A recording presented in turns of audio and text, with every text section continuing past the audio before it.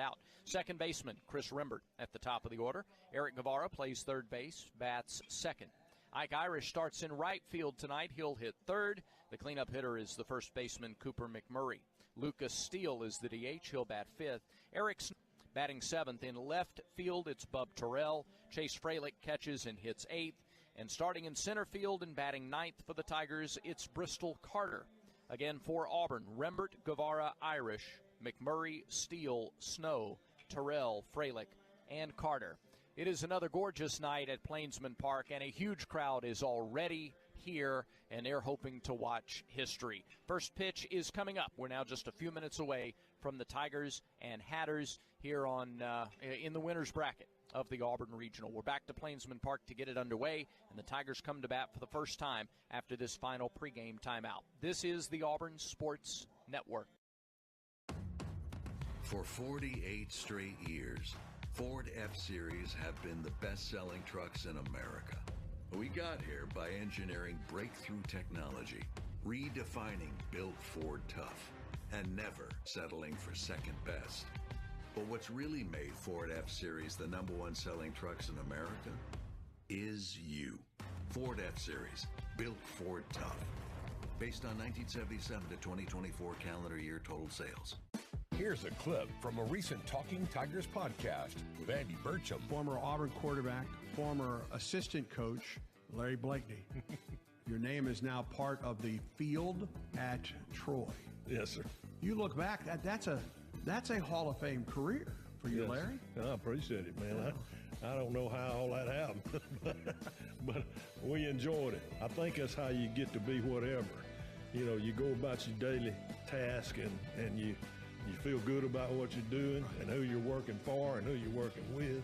And, of course, Jack Hawkins, the president, and Johnny Williams, my AD, and others, certainly assistant coaches and players, made a lot of difference in my life. A new episode of the Talking Tigers podcast is released every Monday, wherever you listen to podcasts. Like and subscribe to the Talking Tigers podcast, only from the Auburn Sports Network.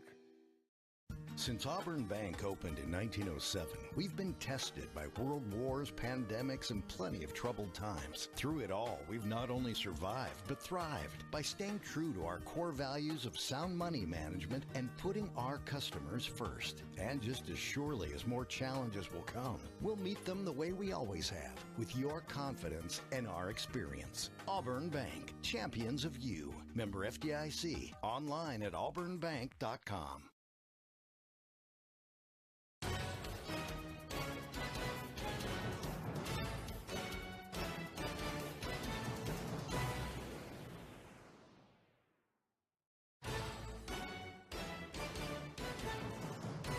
Exclusive play-by-play coverage of Auburn baseball is brought to you by Alabama Power, proud supporter of the Auburn Tigers. Alabama Power, power for a better Alabama.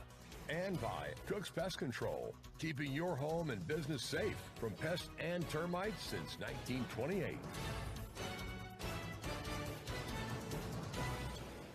4 minutes away from first pitch at Plainsman Park. Before we set the Stetson defense as the Hatters get set to take the field, let's pause 10 seconds for station identification on the Auburn Sports Network.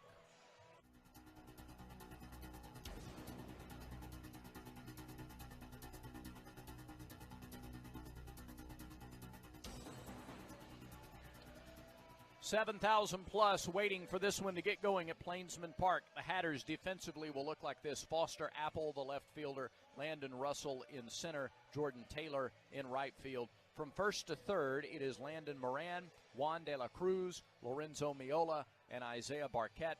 Danny Perez is the catcher. He did not catch last night's game for Stetson, so he is making his Auburn Regional debut. Perez behind the plate, and James Hayes is the pitcher. Hayes, a right-hander out of Hawkinsville, Georgia, 6'2", 220. He started 11 games this year, has only figured into 4 decisions. He's won them all. He's 4-0 with a 4.47 earned run average. 50 1/3 innings in 11 starts, so he's averaging a little under 5 innings per start. 54 hits allowed, 26 runs, 25 of those earned. He has walked 24, struck out 48, and teams are hitting .283 against James Hayes. He signed with Georgia coming out of high school, played a year with the Bulldogs, and then transferred into this Stetson program. He has hit 6 batters, thrown 5 wild pitches. Hayes, the right-hander, out there for Stetson tonight. Hayes is a guy who will throw a fastball in the mid-90s, anywhere from 91 to 94. He'll also feature a slider, a change, and a curve. Lefties are only hitting 173. He's a right-handed pitcher, and yet lefties are hitting significantly below right-handers. Right-handers hitting 337 against Hayes. It'll be Rembert and Guevara, a couple of right-handers to start it for Auburn, followed by Ike Irish and hopefully more. As we get set now to get you started on a beautiful Saturday night in the winner's bracket, we turn it over to the voice of the Tigers, Andy Burcham. Brad, thank you very much. The only 2 times that these teams have met, the 2000 NCAA Regional at Georgia Tech, happened to be the last 3 games that Hal Baird coached for the Tigers, and Stetson beat Auburn twice that weekend with Larry Jones, the father of Chipper Jones, as the third base coach for the Hatters that weekend in Atlanta. Auburn 39-18. The Tigers went 17-13 in Southeastern Conference play.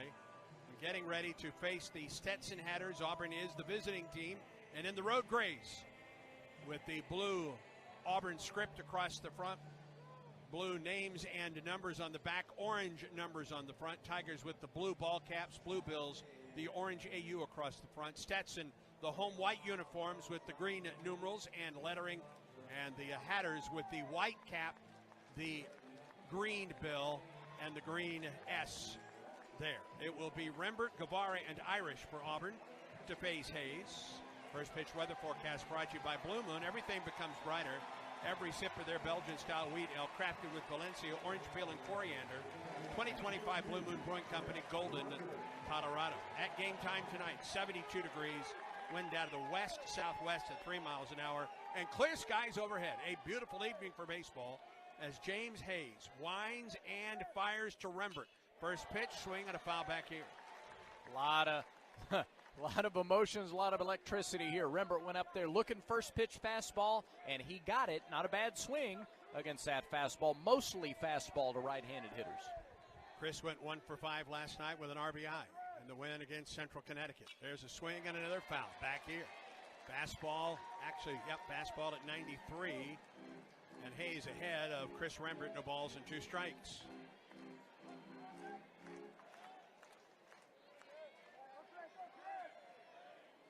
The right-hander winds in the 0-2 pitch.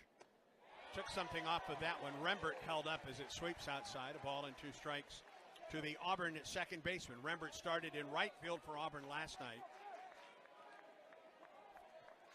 Fabian out of the lineup with an injured thumb, so Auburn moves its defense around. And Rembert gets the start at second base, the 1-2.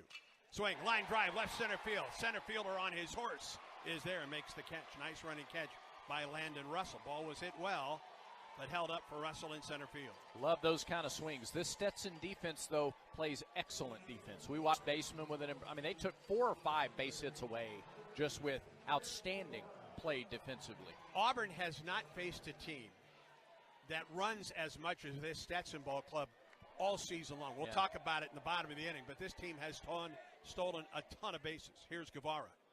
First pitch, fastball in there for a strike. Nate White behind the plate. Eric Gaucher at first.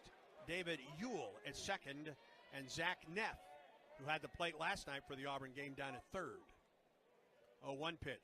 Guevara tried to hold up on a slider. He could not. No balls and 2 strikes to Eric. The stolen bases speak to the team's speed. They have fast guys all over the field, and you're going to cover more space defensively with all of that speed. We've seen it. Guevara behind, no balls and 2 strikes. He got ahead of Rembert, 0-2. Hayes, the wind and the pitch. Swing and a miss. Guevara down on strikes. He used the slider effectively against Guevara, and you can do that when you've established a fastball 4 strikes. You throw the fastball in the strike zone, it makes that slider tougher to lay off. One thing we saw as well yesterday in that first game, this Stetson group will make some noise in the dugout and in the stands. They have a lot of confidence. Yes, they do. And they have earned that confidence by winning a regular season conference championship. Here's Ike Irish, who was 2 for 4 last night. First pitch, Drops in for strike one.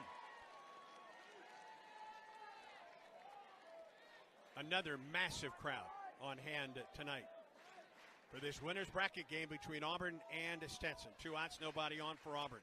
And Irish takes a fastball upstairs. A ball and a strike to Ike. Rembert a line to center. Guevara down on strikes. 1-1 the count to Irish. Hayes, the wind in the pitch. A little bit up. 2 balls and a strike.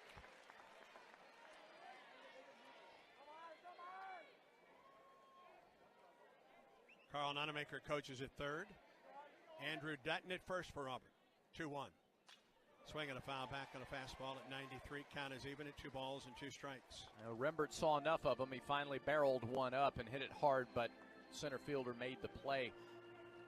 Hayes has had a lot more success with this slider here in the first inning. Winner moves on to play in the championship round tomorrow at 6. The loser gets North Carolina State tomorrow afternoon at 2. 2-2 pitch. Swing, ground ball on a hop to the second baseman. De La Cruz to first, high but out. And Hayes retires Auburn in order in the first. Stetson comes to the plate in the bottom half of the first. This is the Auburn Sports Network. Football season is coming soon. Man wide open, Cam Coleman, touchdown Auburn! The Tigers return Friday, August 29th at Baylor. Oh, in a second he goes down. Oh, he got blindsided by Keldrick Falk. Reed in trouble. Reed goes down. DeMarcus Riddick.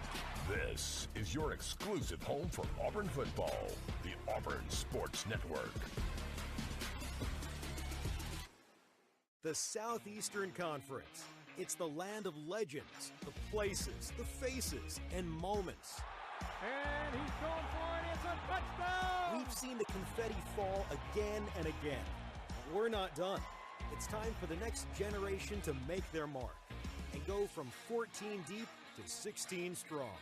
It's a whole new ball game in the SEC, and it just means more.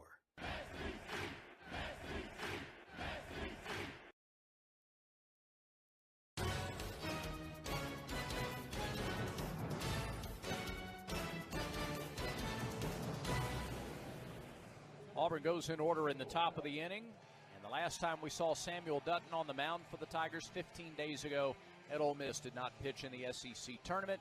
And he is the starter tonight for Auburn. He has been the best starter from start to finish this year. Transfer from LSU, 5'11", 199, Southside Alabama native, senior right-hander Samuel Dutton. 6 quality starts on the year, 14 starts, 1 complete game, 6-3 with a 3.58 earned run average, 75 and a third innings pitch, 73 hits, 30 earned runs, 15 walks, 89 punch-outs. Teams are batting .256 against Samuel Dutton.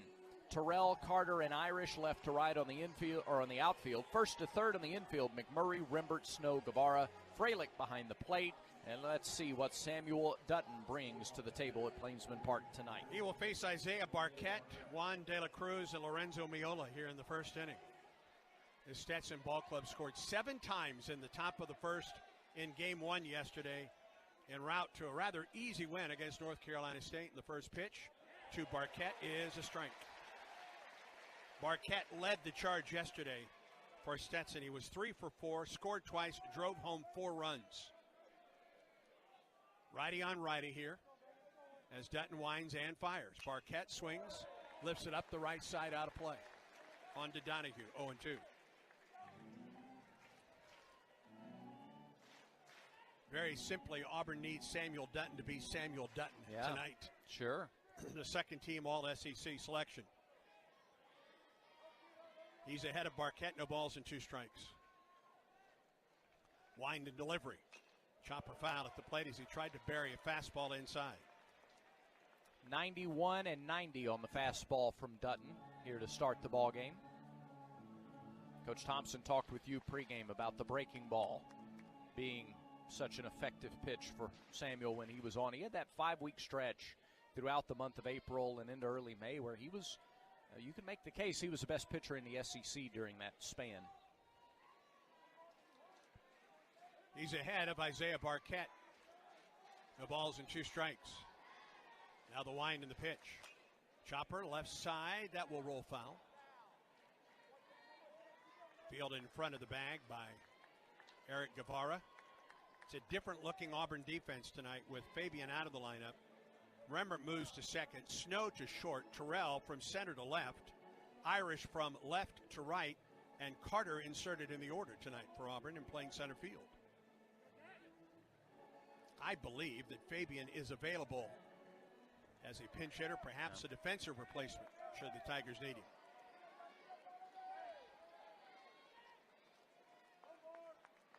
Again, an 0-2 pitch. Chopper, 2 hops to Snow. Fields and throws. 1 out.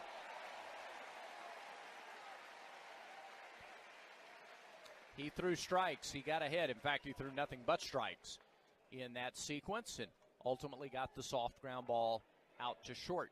Again, when Dutton is on, he's got some vertical break. Hitters are going to be on top of pitches. You're going to get some ground balls like that. Here's Juan De La Cruz, batting .302 with 4 homers and 37 runs batted in. Right-handed hitter went 1 for 3 yesterday with a run scored. Dutton the wind and the pitch. Fastball, strike.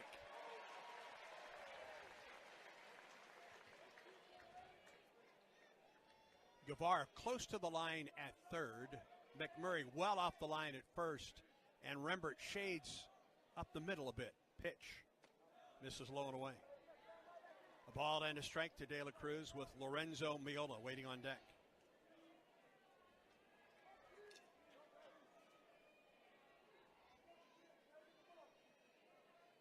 Pitch clock down to 7 as Dutton winds in the 1-1.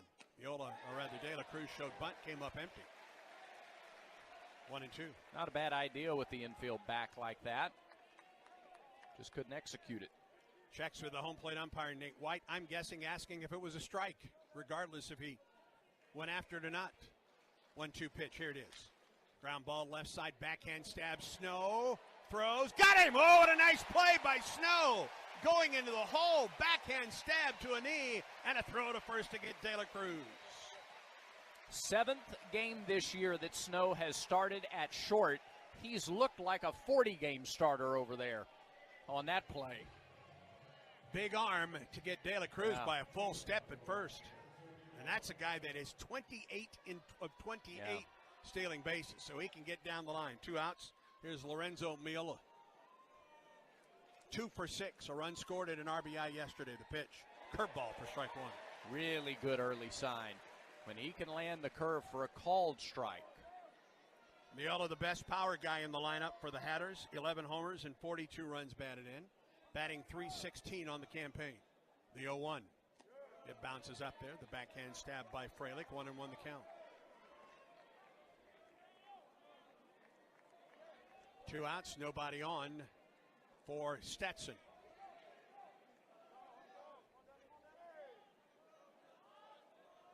Dutton with the wind in the 1-1. Miola swings and misses. He's doing a nice job against these right-handed hitters of locating that fastball down and in. And in may be the big key there. Yeah. And down. 1-2. 1-2 pitch. Ground ball, third base side, foul ball. Guevara fields and throws to first. But it was called foul by the third base umpire, Zach Neff.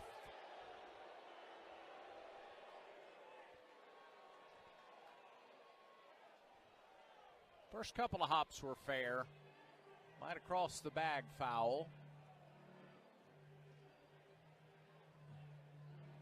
By the time Guevara got to it, it was about 2.5 feet foul, but it's where it crosses the bag. He can still field it in foul ground, but it was immediately called foul by Zach Neff. Count remains a ball and 2 strikes. Dutton shakes off a sign.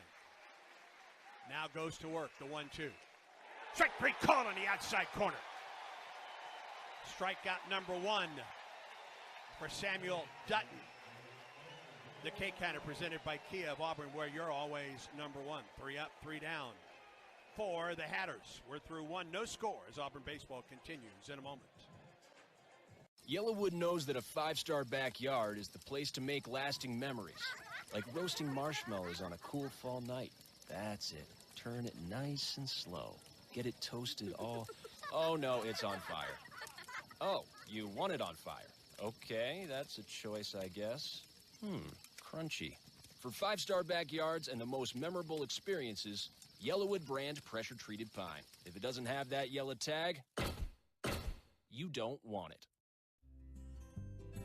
Strike out ants, termites, and other pests with a call to Cook's Pest Control.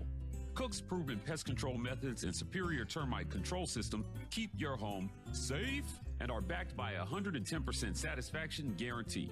As the weather gets warmer, your spring cleaning isn't done until you call the official pest control partner of the Auburn Tigers, Cook's Pest Control. Looky, looky, looky, here comes Cookie, Cook's Pest Control. This is Auburn baseball in the postseason.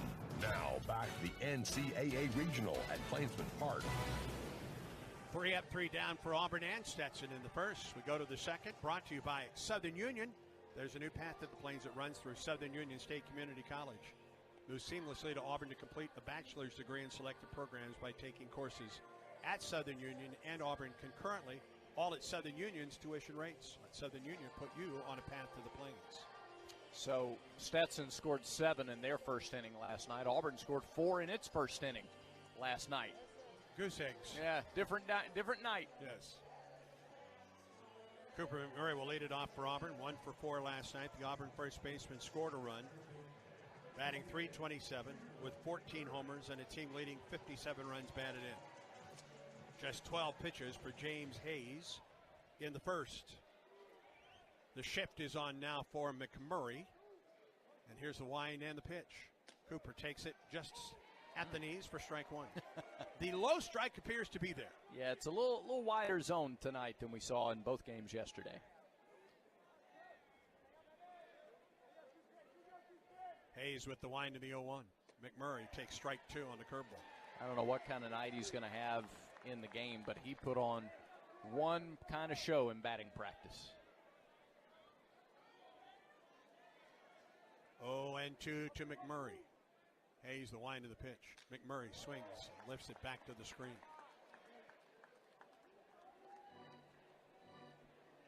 Tried to sneak the fastball by him after a couple of breaking balls to start the sequence.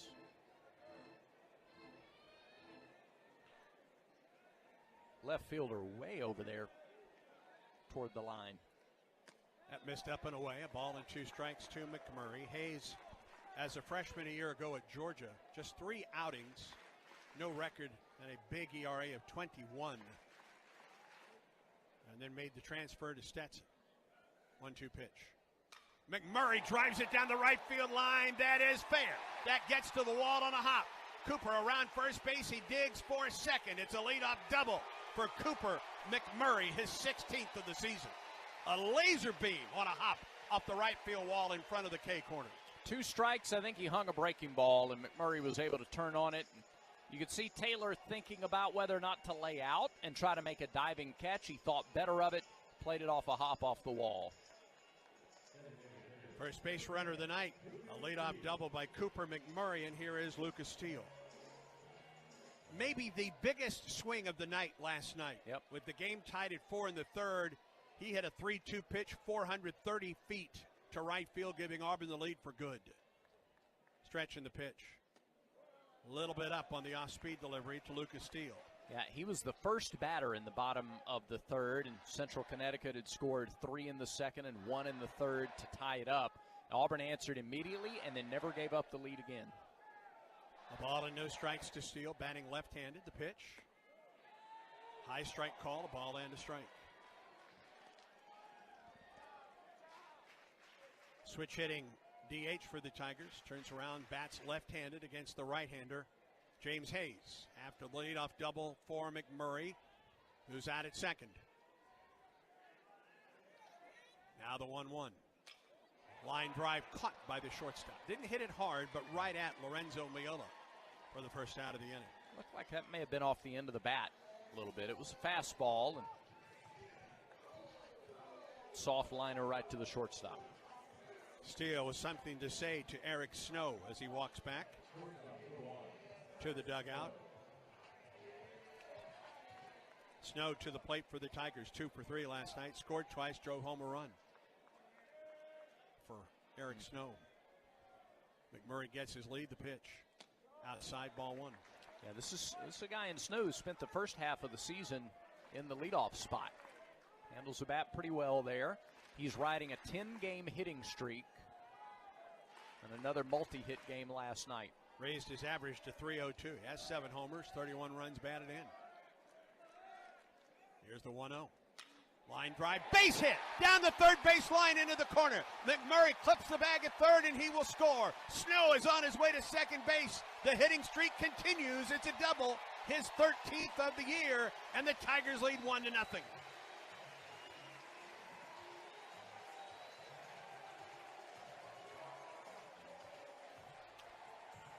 They were playing him to go the other way in the outfield. Apple had to cover about 8 or 9 feet more than the regular spot for the left fielder. No chance to keep Snow from getting to second base, and well, just another good job of hitting by Snow. Pulled it right down that third base line. And no chance for Barquette, the third baseman. That ball was whistled past him. And now here's Bub Terrell as Auburn is broken on top 1-0. Hayes off the stretch in the pitch. Bub takes it outside, bounces away from the catcher, but Snow stays at second base. Terrell, a terrific night last night in his first NCAA tournament game. 2 for 3, a run scored. He drove home 3 last night. Yeah, including 2 in the first inning and an at-bat where he fell behind early, kept fouling off pitches. Just a really solid starting at-bat. 1-0 pitch, Terrell takes the curveball for a strike, 1-1.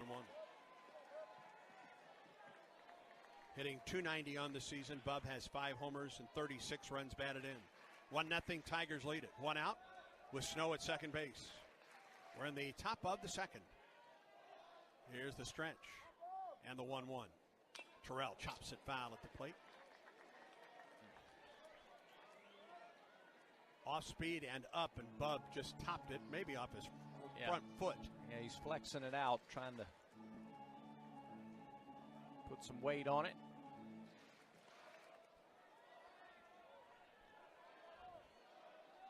Fralick in the on-deck circle.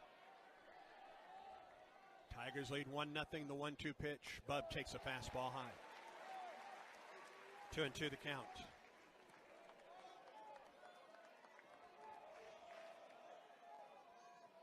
Doubles by McMurray and Snow plating the Auburn run. 1 out. Snow down at second. 2 balls and 2 strikes to Terrell.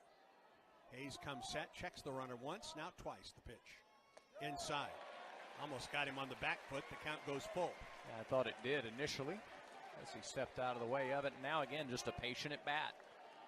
Talk about not giving away pitches, not swinging at balls that are out of the strike zone. Bub there recognized the spin and didn't offer. Hayes off the stretch. Here's the 3-2. Terrell lines it into right center field. That's down for a hit. Snow will score. Bub around first base. He digs for second. The throw into second is not in time. Bub with the third double of the inning for Auburn, and the Tigers lead 2-0.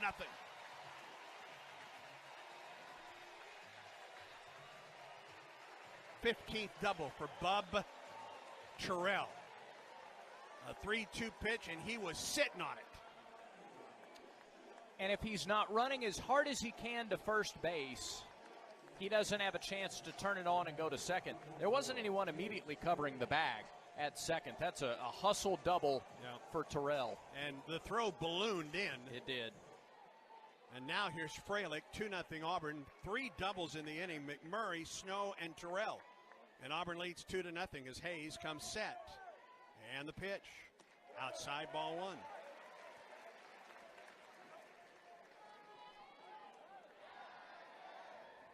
Two 2-0 Tigers. 1 out. Bub Terrell down at second base. 4 runs driven in this tournament by the freshman Bub Terrell. Pitch. Fralick to the first baseman. He gets it. He flips to Hayes covering first. In time for the out, and Terrell goes to third on the play. I don't know if that was off the end of the bat. He didn't hit it especially hard. Yeah. But Moran was able to get to it, and a nice job by Hayes to cover first for the second out. Moves Terrell into scoring position. Not a lot of room behind home plate, as we saw play a factor in last night's game, but if one could get away from Perez here. See how they play Bristol Carter. Are they going to cheat in against him? They do not, but No. they do play him to pull. Yeah. Bristol did not play in the win last night. The pitch, he shows bunt and takes the curveball low. Third baseman came crashing in, Barquette. Yeah. And now at least you put something in their head, haven't you? Exactly. And now Barquette will play even-ish with the bag at third. 2-0 Auburn on top. Runner at third, 2 down. We're in the top of the second. And now Barquette backs up at third base. The pitch. He misses low and away. 2 balls and no strikes to Bristol Carter. Bristol hitting .242, couple homers, 13 runs batted in. And Auburn's top stolen base guy with 14. They want to put the bunt back on. This is a fastball count at 2-0. Third baseman backed up again. 2-0 pitch. Fastball down the middle. Carter took it for strike one. Bristol looked back. He did a double take. Yeah. That was a strike? Yes, young man, it was. 2 balls and a strike to Bristol Carter. And the pitch. Line drive caught by the shortstop. Right at Miola. And the inning comes to a close. Some hard hit baseballs by Auburn in the inning. 2 runs, 3 doubles, no errors. A man left at the bottom of the second. Auburn 2, Stetson nothing. And this is the Auburn Sports Network. Big eating in Auburn and Opelika means Big Mike's Steakhouse. Famous for high-quality steaks cooked to perfection on an open-fire grill served in a relaxed, rustic atmosphere. It's happy hour at Big Mike's every Wednesday and Thursday from 4 to 6 and half off select appetizers, draft beer, and well drinks. And don't forget, a Big Mike's gift card will always be the perfect gift for Big City Steak in your hometown. It's Big Mike's Steakhouse in Auburn at Shigjordan Parkway and Wire Road. For 70 years, Max Credit Union has been more than just a financial institution. We've been a part of your community, your milestones, your dreams. At Max, you're not just a customer. You're a member, a neighbor, a friend. So as we celebrate 70 years of trust, service, and financial growth, we want to say thank you. Thank you for choosing Max, and thank you for letting us be a part of your journey. Max Credit Union, 70 years strong and just getting started. Federally insured by NCUA.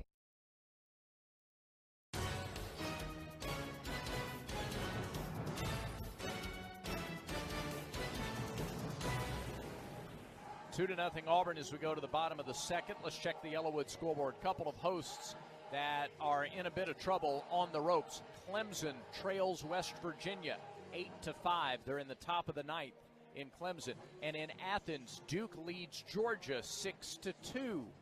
The ninth inning there, so the Bulldogs will have one more shot in the bottom of the ninth. Elsewhere, it's East Carolina leading Coastal Carolina 2-1 in the top of the fifth in Conway in the regional that is opposite Auburn's regional. 2-0. It's Arkansas 4, Creighton 0. North Carolina over Oklahoma 9-0 on the Yellowwood scoreboard. Landon Moran will lead it off, first baseman for the Hatters. Tigers lead it 2-0 as Dutton goes back to work, and the pitch. Just missed the outside corner. First non-first pitch strike that Dutton has thrown. Moran 1 for 5 with an RBI yesterday against North Carolina State in that victory against the Wolfpack. 1-0. Ground ball, couple hops to Rembert. He flips to first for the out. Early contact ground balls. Pitcher's best friend there. Dutton has thrown 16 pitches, 13 strikes, and only 3 balls so far. And here's Foster Apple. 1 for 4 yesterday. A run scored, a run batted in. There were over 7,300 here, almost 7,400, an Auburn record last night. I'm not sure how many more you could shoehorn in here tonight. It's another just outstanding atmosphere at Plainsman Park. First pitch to Apple. Left side, big hop, Guevara. Fields and throws, 2 outs. Early contact ground balls, pitcher's best friend. I've heard that before. 2 outs for Jordan Taylor. You know, you're talking about the crowd, Andy, and I can't help but think about mayonnaise. Because I look around, I go, mayonnaise, a lot of people in this ballpark tonight. I will give you that one. Give credit to your son, because I'm sure he's the one that came up with it. He's the one who pushed me to do it. I initially said I wasn't going to do it, but. And after 2 quick outs. Yeah. Just to try and stop the momentum, a timeout called by the Stetson offense as Jordan Taylor now steps into the box. 1 for 5 yesterday. Batting .309, 7 homers, 41 runs batted in. First pitch, a little bit low. Evan Griffiths waits on deck. 2 outs and nobody on for Stetson. Bottom of the second. Auburn on top 2-0. Long look in by Dutton. Pitch clock down to 4. The pitch. Fastball, strike. A ball and a strike to Jordan Taylor. He's out of Jacksonville, Florida, junior. Right fielder, bats right-handed with 22 stolen bases in 22 attempts. That's ball 2 inside. He's thrown 5 pitches outside the strike zone tonight, and 3 of them have been borderline. Dutton shakes off a sign. Now rocks and fires. And misses outside with the curve. 3-1. First 3-ball count tonight for Samuel Dutton. Heck, this is the first 2-ball count for Dutton.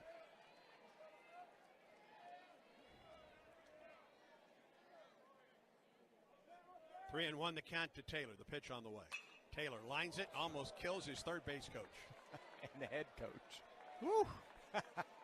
And the Auburn dugout's talking to him, and he's laughing back. Man, Taylor said, if I get a 3-1 fastball right here, I'm turning on it. I'm turning on it, and he did. Yeah, he's goodness. He's chuckling and talking with a lot of people down there, and he's thrilled to be able to talk at this moment. 3-2 pitch. Here it is. Chopper, third base side, and foul. Smart pitch. Take advantage of his aggressiveness there. Throw him something off speed, and Taylor was able to slow down the bat enough to get a piece of it.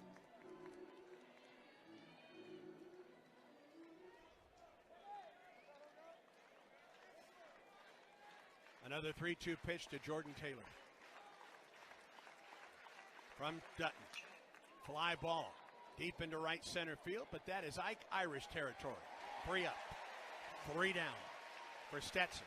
And Dutton puts up a 0 after Auburn scores 2 in the top of the inning. We're through 2 at Plainsman Park. Auburn 2, Stetson nothing, as Auburn baseball continues in a moment.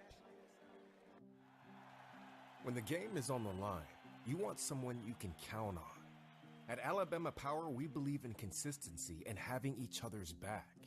It's our game plan to safely deliver the electricity you depend on. We give 100% to achieve 99.9% reliability. Learn how we power a better Alabama at alabamapower.com/reliable. Alabama Power is a proud supporter of the Auburn Tigers. This is Coke Zero Sugar. Could I be the best Coke ever? Try and taste with your ears. Hear those bubbles? Imagine them tingling on your tongue. Fizzy deliciousness. Listen to that cascading liquid. A mouth-watering waterfall. Irresistibly tasty. Zero sugar. Crisp, refreshing, and ice cold. Is Coke Zero Sugar the best Coke ever? Try and decide. You're listening to Auburn Baseball at the NCAA Regionals. Now, back to Plainsman Park for more of the Tigers and Stetson. Thank you, Mark Aston. Tigers lead 2-0 coming to the plate in the third. Tonight's third inning, of course, brought to you by the Vance Law Firm, where the phone number is easy to remember. They say dial 3 for me, 334-333-3333. And speaking of 3-3, Brad. Speaking of 33, Justin Solamine has just headed to the Stetson bullpen. Senior right-handed reliever. So Solamine, 33. There in between innings, jogged down to the bullpen. Auburn has gotten some really good-looking swings off of Hayes in the first 2 innings. 34 pitches for Hayes in the first 2 innings, and Auburn now starts the second time through the order, and Chris Rembert will lead off the Auburn third. Hayes, the wind in the pitch. And it bounces up and over the catcher and to the backstop. Early offense everywhere else. There is no game, and there were 7 others that started at 8 o'clock Central Time. Every other NCAA regional game has had some scoring to this point already. 1-0. Rembert swings and hits it into left. Apple to his left, makes the catch. Got it in on the hands of Rembert. A little upset with himself. Thought he had a pitch to drive and just didn't get enough of it. First out of the inning. Auburn's pretty aggressive offensively. They feel like they're seeing his fastball really well. And as a result, I wonder if we'll see more of a mixture of his off-speed stuff the second time through the order. Here's Guevara. A strikeout in the first. Eric looking for his first hit of the regional. Wind and the pitch. Misses low. That fastball at 91. Rembert, Guevara,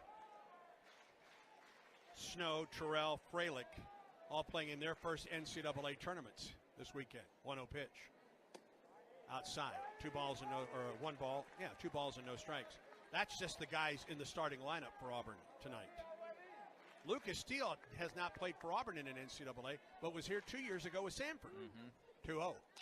Off the end of the bat, right side. That'll get out of play on just in front of the grandstand.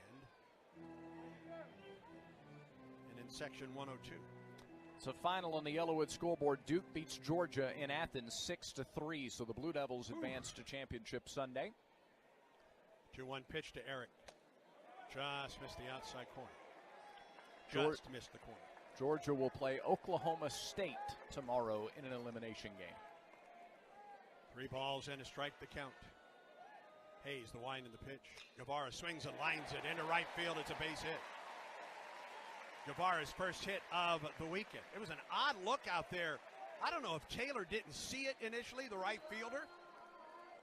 It was coming right at him. Yeah.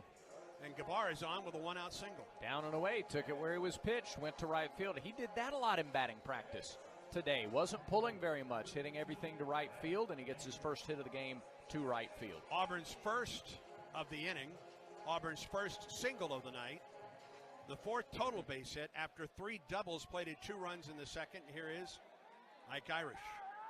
0 for 1 with a ground out to second. Stretched by Hayes, and the pitch. Inside and low to Ike. Auburn's all SEC right fielder. Batting .354. A team leading 16 homers and 52 runs batted in. Guevara the lead at first. Here's the pitch. Irish chops it. Foul. Off of his foot. I thought it was foul. It was. I thought it got his foot. It was fielded on top of the line. But it was called foul by the home plate umpire, Nate White. And the count is a ball and a strike. I don't know if it got Irish or not.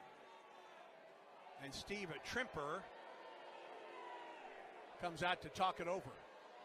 The way Irish reacted, it hit him on the foot. Yeah. It was fielded by the catcher, Perez, right on top of the line. He was looking to start a double play, but it was already called foul by the home plate umpire, right? Yes. Okay. 1 ball and 1 strike to Irish. Guevara gets his lead at first. Here's the 1-1. Way outside and up. 2 balls and a strike. Interesting how the outfield is playing Irish. Maybe not surprising because Irish can hit with power anywhere, but they are really playing Irish to go the opposite way in all 3 outfield positions. And because they're holding Guevara on, that's a lot of room down the right field line. 2-1 to count the pitch. Ike takes ball 3 inside. And for a second straight batter, James Hayes goes to 3-1. Hayes has fallen behind all 3 batters in the inning after Auburn had 3 doubles against him in the second inning. And he has fallen behind Irish, 3-1. Guevara the lead at first. Here is the pitch. Strike called on the inside corner. Ike just about tossed the bat away. Off-speed delivery to Irish, 3-2. All right, do you start the runner here? With Irish at the plate, 1 out, 3-2 pitch. I think so. I do too. Guevara at first, not going. The pitch, ground ball, fair! Down the first baseline into the corner. Guevara on second base on his way to third. He's going to score. Irish on his way to third. He goes down, and nobody covers the bag at second, and he goes back to the bag with a double. Auburn's fourth of the night. The Tigers lead 3-0. It is the 12th double for Irish. He would have had a triple standing up, but halfway to third, he stumbled. A bouncing ball over the first baseman down the line. Just tightrope the line.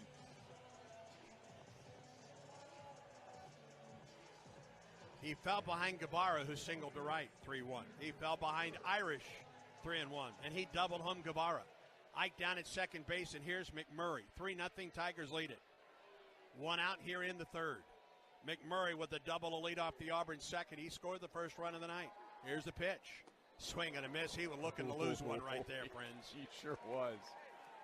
Really smart to start him with an off-speed pitch. Nobody ambushes a first pitch fastball like Cooper McMurray. Now the 0-1. McMurray hits one high and deep into left. Apple is back at the track. It's off the wall. Irish will score. Cooper into second base. He's saved. His second double in as many innings. 4-0 Tigers. Stetson won every game that Hayes started this year until their last game 6 days ago. They lost that one. He didn't get the loss, but the team had won all 10 of his prior starts until that one. And, I mean, Auburn is just seeing him exceptionally well. The Tigers are dialed in offensively tonight. 4-0 Auburn, and that will bring the pitching coach out for the Hatters. 6 base hits and 5 of them doubles. McMurray has doubled to right center and doubled off the War Eagle wall in left center. Solamine is getting loose in a hurry. Yeah. Now, Hayes is not a guy that has gone exceptionally deep into ball games. He has one 7-inning start, make it 2 7-inning starts, but that last game against Florida Gulf Coast was 3. His previous 3 starts went 4, 4 2/3, and 3 innings, respectively. And tonight, Auburn has gotten to him in the second and third. It's the pitching coach, Daniel Latham, that walks away from the hill with the entire infield gathered around the pitcher, James Hayes. Auburn has scored 4 runs in the last 2 innings. And the Tigers are a doubles machine here tonight. 5 of Auburn's 6 base hits are doubles. And here's Lucas Steele with McMurray at second base and the Tigers leading 4-0. Hayes off the stretch and the pitch. Steele takes it low. Off-speed delivery, miss low to Lucas. 2 for 6 on the weekend. Scored 2 runs, driven home 2. Hit the game-deciding home run last night in the 3rd inning against Central Connecticut State. The pitch. Again, off-speed. It misses down and in to the Auburn DH. To your point about trying to change how much Auburn sees the fastball, how many more fastballs does he throw, the Auburn batters? McMurray at second. The shortstop, Miola, is behind him. As Cooper edges away, the 2-0. Steele takes it outside for ball 3. The question may be, how long does it take Solamine to be ready in the bullpen? 3 balls and no strikes to Steele. Hayes off the stretch in the pitch. Steele takes ball 4. The only fastball in the entire at bat, and it was on 3-0, and he was at 90 with that fastball. That was just to get me over fastball, and he didn't land it. And that brings Eric Snow to the plate. He doubled right down the third baseline in the second inning. It scored McMurray. Snow later came home to score on the double by Bub Terrell. McMurray at second here in the third. Steele at first. 2 runs already home in the inning for the Tigers. Auburn leads 4-0, 1 out in the inning. Stretch in the pitch. Fastball, strike call. Fastball at 92.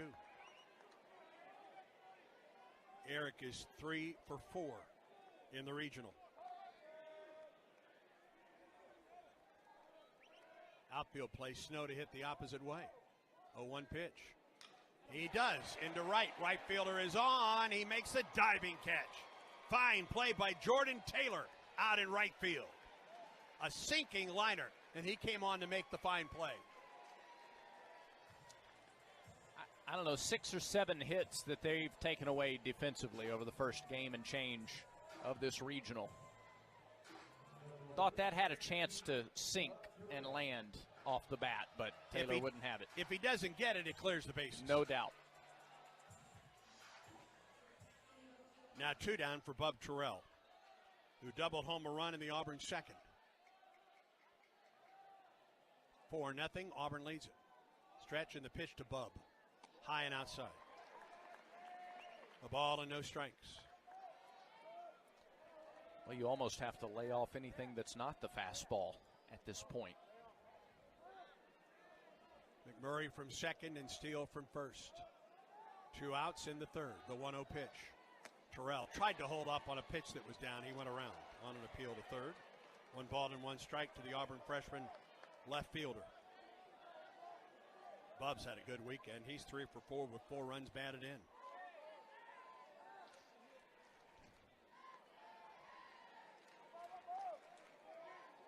One pitch from Hayes to Terrell. Here it is. Held up on a pitch down and in. 2-1 the count. That's not a bad start to your NCAA regional career, huh? No learning curve for Terrell in postseason play.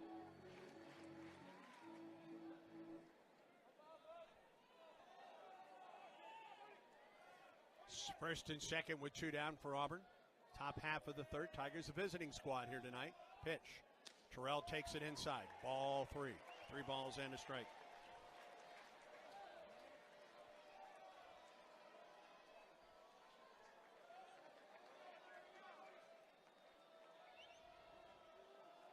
Hayes comes set at the belt. Now the 3-1 pitch to Terrell. Good eye. Watches it just miss the outside corner, and the bases are loaded with 2 outs for Chase Fraley. Second walk of the inning by Hayes, who's up to 55 pitches. Not an alarming amount. Just Auburn has scored 4 runs and may not be done here in the third inning. McMurray to third and Steele to second and Terrell to first. And he will not face Hayes. Nope. Pitching coach is out, and that will be all for Hayes.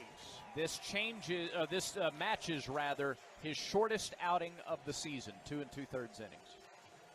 And Stetson makes a Pepper Tree pitching change for a new level of taste. Tiger fans know it's got to be Pepper Tree.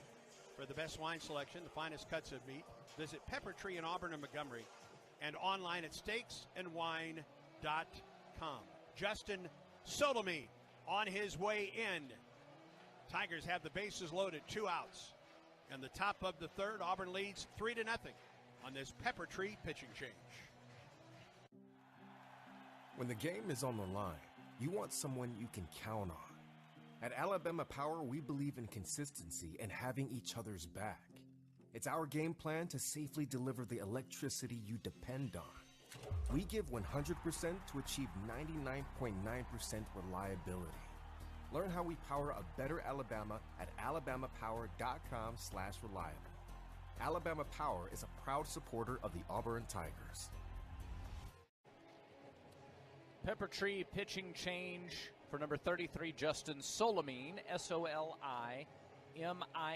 Solimine, a senior, 6'1", 217, out of Danbury, Connecticut originally. Danbury High, started out at Manhattan before he transferred in to the Stetson program, headed south for the spring and summer.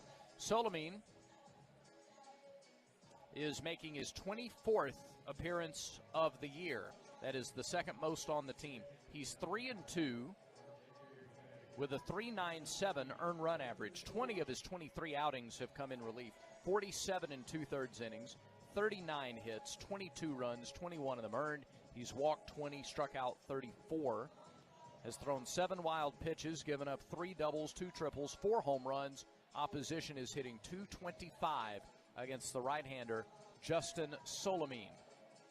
The starter, Hayes, 2 2/3 innings. Auburn got to him for 4 runs to this point on 6 hits, 5 of them doubles. He walked 2, struck out 1. He threw 60 pitches, 33 strikes. Hayes out, Solimine is in. And he will get Chase Fraley with the bases loaded and 2 outs for Auburn. And Zane Coppersmith heads to the bullpen, a right-hander for Stetson. There weren't a lot of fooled swings by Auburn against Hayes tonight. He gave up 5 doubles in this last 2 innings. And it was the fastball. Every time he couldn't sneak that fastball by. Even Rembert's first out of the ball game was a laser to center field. So the Tigers had him measured right from the start tonight.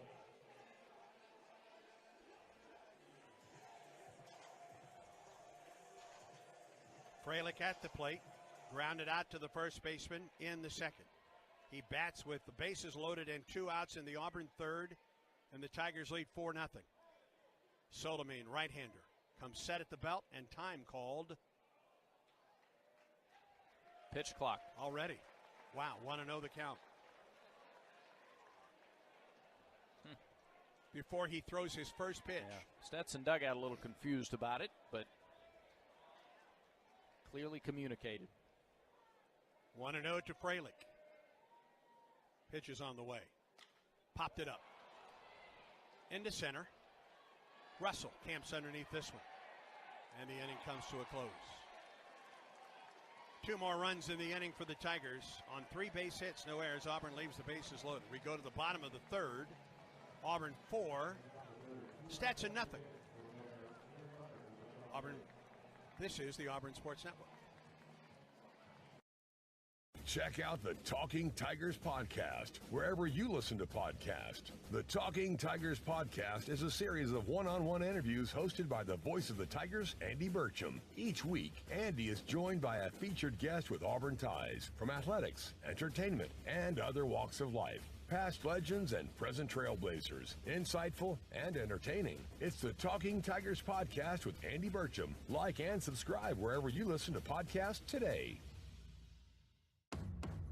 For 48 straight years, Ford F-Series have been the best-selling trucks in America. We got here by engineering breakthrough technology, redefining built Ford tough, and never settling for second best. But what's really made Ford F-Series the #1 selling trucks in America is you. Ford F-Series, built Ford tough. Based on 1977 to 2024 calendar year total sales.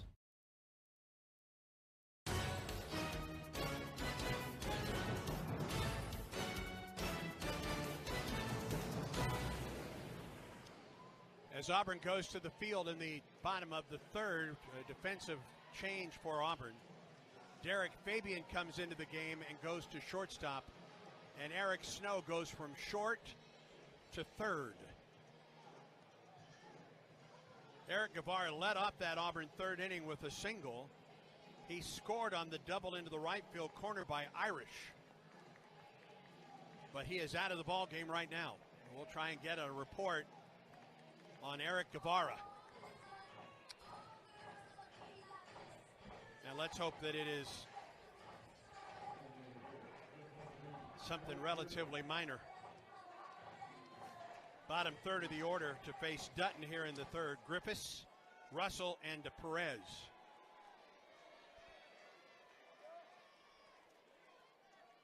'25th pitch by Dutton is a curveball that drops in for a strike.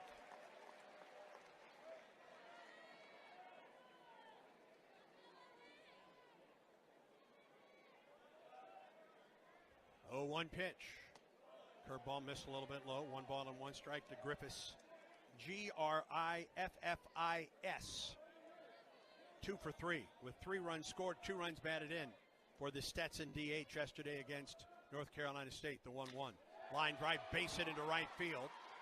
Irish gets over, cuts it off, ball deflected, and Griffiths will get to second base with a double. That ball was ripped into the gap in right center field. Irish got over, got his glove on it, but could not pull it in. And it was returned to the infield by the center fielder, Carter. Yeah, Ike slid to keep that ball from getting all the way to the wall, and he's able to limit him to a single if he comes up with it cleanly. But he wasn't. He kind of kicked it off the glove and over toward Carter, who was coming over to help him from center field. So a leadoff double for Griffiths. And here's Landon Russell, the center fielder.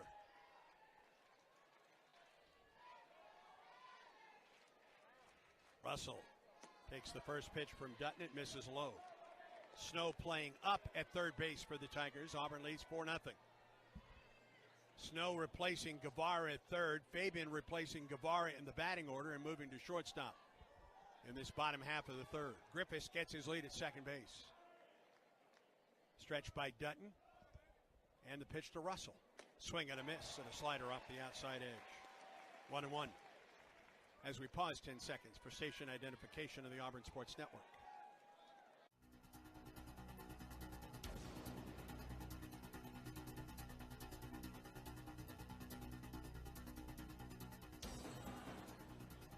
One pitch. Jammed him and he fouled it up and out of play off the right side. Andy, on the Yellowwood scoreboard, Clemson gets the winning run to the plate. Bases loaded, bottom of the ninth. Tigers strike out, though, and West Virginia beats Clemson at Clemson 9-6. They move on to the championship Sunday. Clemson and Kentucky tomorrow in an elimination game. 1 ball and 2 strikes to Landon Russell, the pitch. Missed a little bit low, 2-2. Not a bad idea since he got the swing and miss at one that was further off the plate earlier in the at-bat. A leadoff double for Griffiths, sees it second. 2-2 the count to Russell. Dutton pitches. Misses high, ball 3. See if he comes back to that slider now. Or tries to bury that fastball in or on that inside corner again, as he's done so much these first 2 innings. 3-2 pitch. Upstairs, Auburn appeals to first. They don't get the appeal. As a matter of fact, he doesn't appeal. And that's a walk. And runners at first and second and nobody out.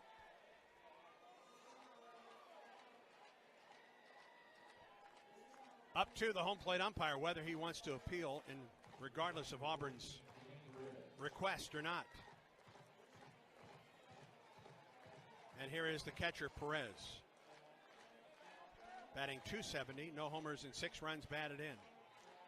Did not start yesterday against North Carolina State.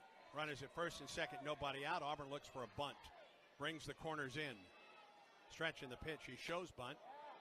Takes it a little bit low. Crowd getting a little restless with the home plate umpire. That was just the 16th walk of the year for Samuel Dutton in in 78 innings. Snow at third, McMurray at first. Come in on the corners. Here's the pitch. Bunts it. In front of the plate. Picked up by Dutton. Throws to first with Rembert covering for the first out of the inning. Runners move up to second and third. We go to the top of the order now for Stetson.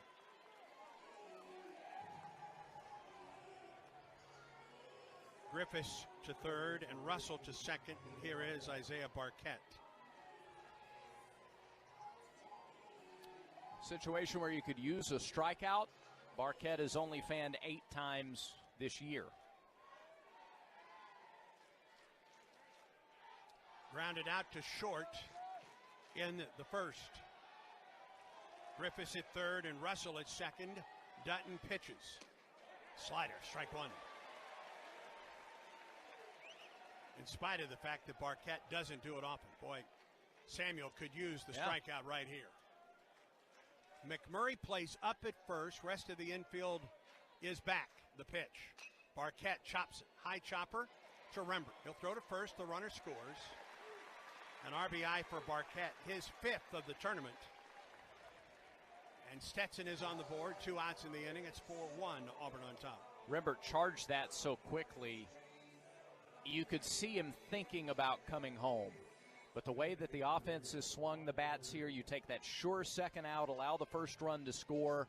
So you got a 3-run lead and a runner at third, but now 2 outs in the inning. And here is Juan De La Cruz. Hit it deep in the hole. Snow, then the shortstop, made a fabulous backhand stab and throw to first in the first inning. Swing and a miss on a pitch sailing off the outside edge by Dutton. Leadoff double for Griffiths. He has come home to score. A walk to Russell. He's at third. 2 outs now in the inning. Dutton comes set. Here's the pitch. It misses low. 91 and down. A ball and a strike to De La Cruz. It's been all fastball slider this inning. Haven't seen that curveball here in the bottom of the third. Russell gets his lead at third. Dutton works off the stretch. 1-1 pitch. De La Cruz swings and misses. Got a sinking fastball down and in. A ball and 2 strikes. 4-1. Auburn on top. Runner at third. 2 outs here in the third for Stetson. Dutton shakes off 2 signs. A third. And comes set. The pitch clock at 2. Here's the pitch. This low and away. Bounces away from Frelick to his left, and Russell retreats to the bag at third. 2-2 the count.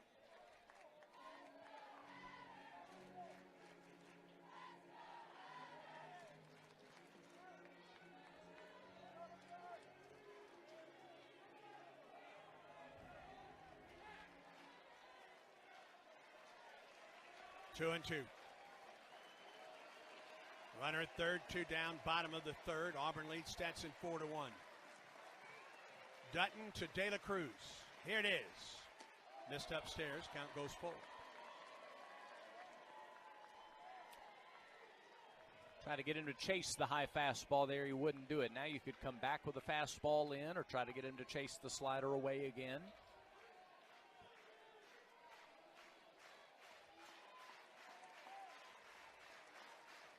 Stretch by Dutton in the 3-2 pitch. Ground ball, 2 hops to Fabian. Short hop, throws to first in time for the out. That's a harder play. It sure is. Yeah, harder play than it looked. Came in to get the short hop and made the throw to first, and the inning comes to a close. A run on a hit. No errors and a man left. We're through 3 in this winner's bracket game between Auburn and Stetson in the NCAA Regional. Tigers 4, Hatters 1. Stay tuned. Auburn baseball continues in a moment. Did you know you can get your prescriptions for less at your local pharmacy? You can with GoodRx. It's the free app that can save you money on your medications. Just search for your prescription, choose the pharmacy and the price that works best for you, and then show your GoodRx coupon to your pharmacist at the drop-off counter. GoodRx works at over 70,000 pharmacies, including Walmart, Rite Aid, and Walgreens, and it works whether you have insurance or not. It's easy to save. Next time you drop off your prescription, check GoodRx. To start saving today, go to GoodRx.com. GoodRx is not insurance. When you bundle renters and auto with Progressive, you can save while protecting your most valuable possessions, like your really expensive limited edition sneakers and your new suit for your cousin's wedding. Except you never actually bought the suit because you can't stop buying sneakers. So you show up to the wedding looking like you're going grocery shopping. But hey, at least your sneakers will look good in the pictures, until you're cropped out of every last one of them. So go ahead and get Progressive, so you can save while protecting the things that matter to you. Progressive Casualty Insurance Company and affiliates and other insurers. Not available in all states or situations.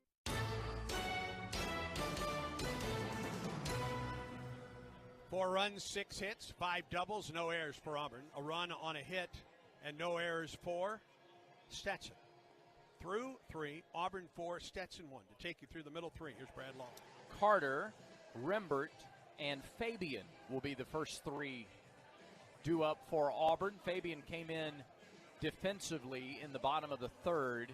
Eric Guevara removed from the game. Snow went over from short to third, Fabian to short defensively. We have not seen Guevara in the Auburn dugout since he was taken out of the ball game. And we know he had the ACL 2 years ago, and he had the hamstring issues at the beginning of this season. And we do not know what the issue is tonight, but if we can find out, we will let you know what we can as we go on. Bristol Carter takes ball 1, low and away. Justin Solamine, first reliever. He came in to get the third out in the third inning. And he's back out there to start the fourth. He kicks and fires and low bridges Bristol Carter up and in. 2 balls, no strikes. Carter lined out to the shortstop his first time. A lot of room left of the bag at second. Shortstop deep in the hole. Third baseman in. 2-0 pitch is hit on the ground. Third baseman with the pick. Short hop. Nice play by Barquette. He throws out Bristol Carter for the first out of the inning. He was playing up, and so that made that first hop a challenging one, a short hop. He had one shot at that play, and he made it on the backhand. That ball was ripped by Carter. Short hopped into the backhand glove of Barquette. And the ball got to him so quickly, just an easy throw to first to get the speedy Bristol Carter. Another high degree of difficulty defensive play for Stetson. Here is Rembert, his third at bat. First pitch to him. Off the end of the bat, fouled away, 0-1. He's hit it to center twice. Rembert 1 for 7 in his first NCAA regional action. Well, most of the other action tonight around the country, it's either a blowout or just a wild game. 0-1. Off the end of the bat, bounced to second. Scooped up there by De La Cruz. He throws short. Ooh, close play over there. He had to rely on Moran to field the short hop, and it handcuffed him a little bit. Kind of caught it on the heel of his glove, but he made the catch for the out. So a couple of ground ball outs quickly here in the top of the fourth. Auburn leads 4-1, and Derek Fabian comes in for his first at bat. Guevara singled and scored last inning. You know, we were watching Ike Irish on his double, rounding second, slipping to third. I just don't want to speculate. Pitch to Fabian, bunts it in the air on a hop. Pitcher fields. He doesn't have a play.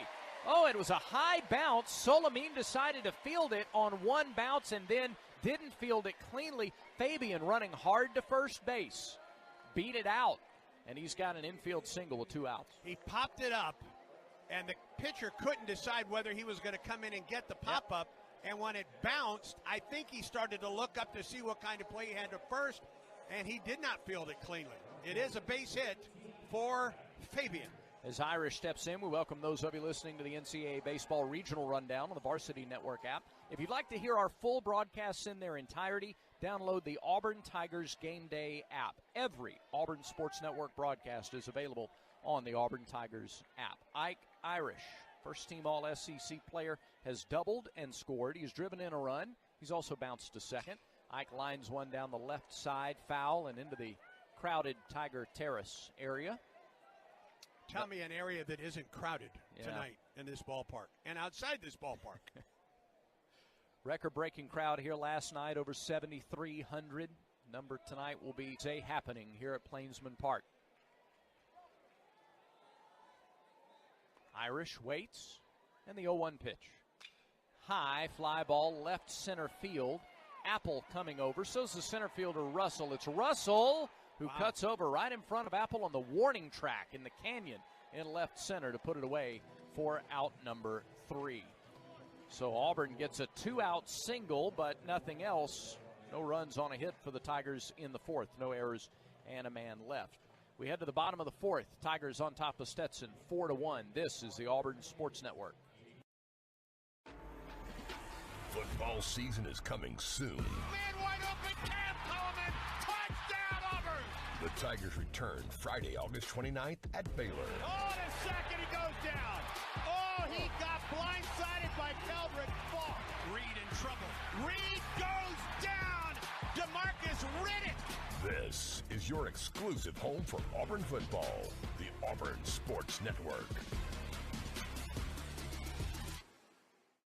Since Auburn Bank opened in 1907, we've been tested by world wars, pandemics, and plenty of troubled times. Through it all, we've not only survived, but thrived by staying true to our core values of sound money management and putting our customers first. And just as surely as more challenges will come, we'll meet them the way we always have, with your confidence and our experience. Auburn Bank, champions of you. Member FDIC, online at auburnbank.com.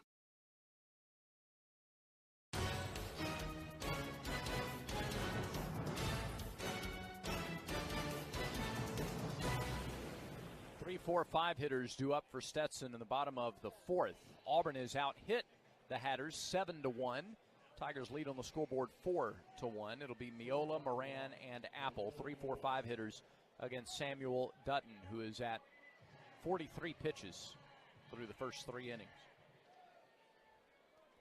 Dutton's first start in 15 days, and he starts with a breaking ball that's golfed into left field for a base hit. Miola with a looping single on the first pitch of the fourth. Leadoff man is aboard for the second straight inning for the Hatters.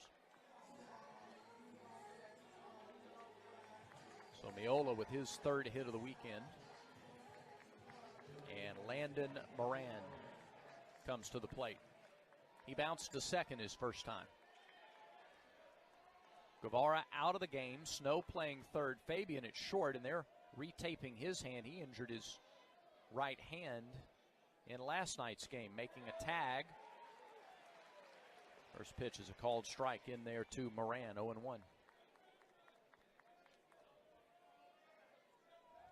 Trying to start a tag and throw double play. 0-1 pitch.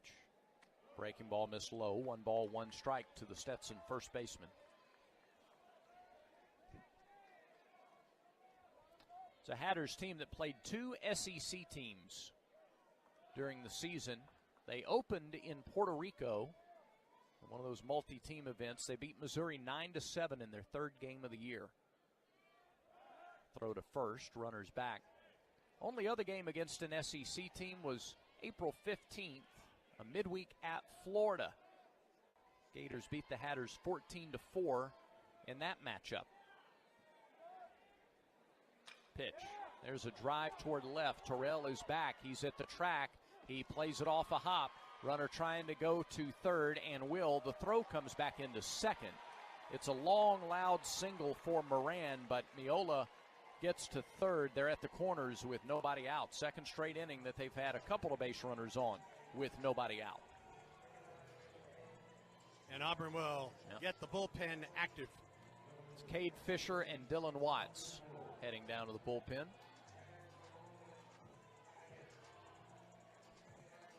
Stetson just trying to chip away.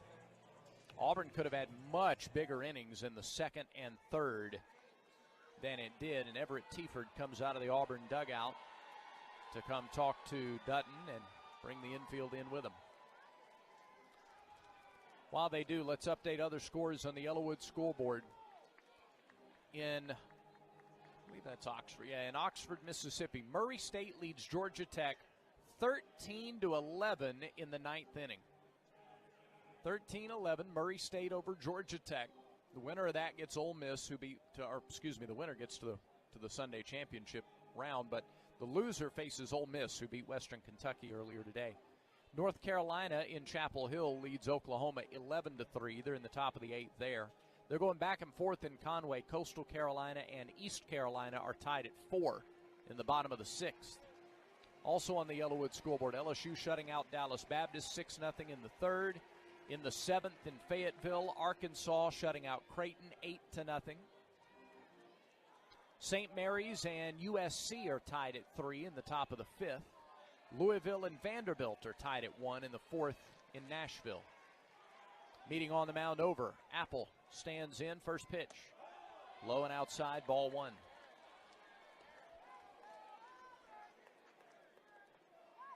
The winner plays tomorrow at 6. 1-0. Pass ball low. 2 balls, no strikes.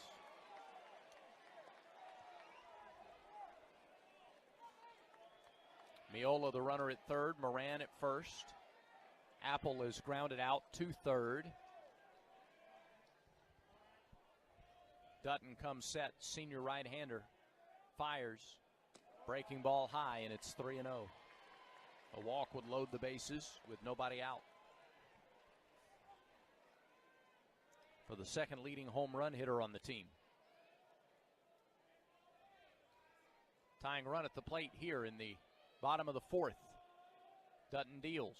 Fastball inside corner for a strike. 3-1.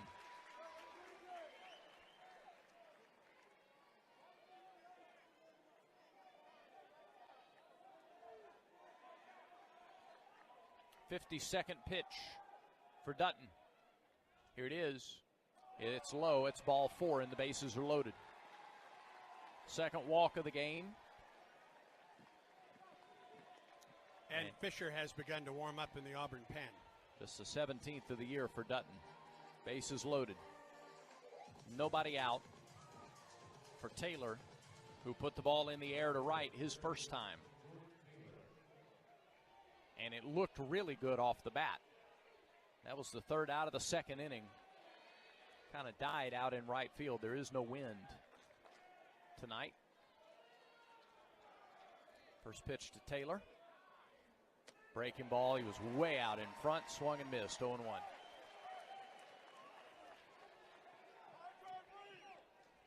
He's got eyes on giving the Hatters a lead, which a home run would do.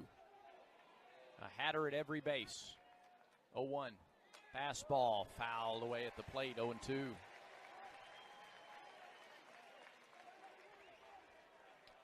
Taylor is struck out 49 times. That's second most on the team. And Dutton ahead of him 0-2. Curveball, fastball. What about a slider off the outside edge? But you got to get it there. 0-2. Flied right side foul, out of play. Over onto Donahue Drive. I don't know where Jackie Bradley Jr. parked tonight, but hopefully safe from that one.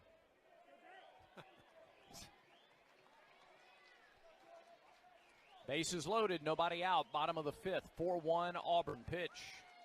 Bounced up there, blocked beautifully by Freilich, and the runner at third, Miola, stumbled and fell down. Chase couldn't pull the trigger on the throw down to third quick enough. Miola came down the line as he tried to retreat. He lost his footing. But he got back to the bag without a throw. A ball and 2 strikes. See if he tries to make him chase with another. Dutton looks home. He comes set. Pitch. Line, shallow, right center. Carter dives, can't make the play. It's past him. 1 run in, 2 runs. Coming home. Throw home is in time. Oh, they got him! Got him at the plate! Irish threw him out from right field. Moran's tried to score from second on a bloop to right center. Irish threw him out. I think Stetson's arguing obstruction. That's exactly what they're going to say or ask for. Great throw by Irish from right center. Backing up, Carter. It is a base hit for Taylor. It is at least 1 run. And the umpires will get together and discuss obstruction. Well, that was quite the... The ruling on the field is that the runner is out at the plate. Stetson is challenging the ruling on the field.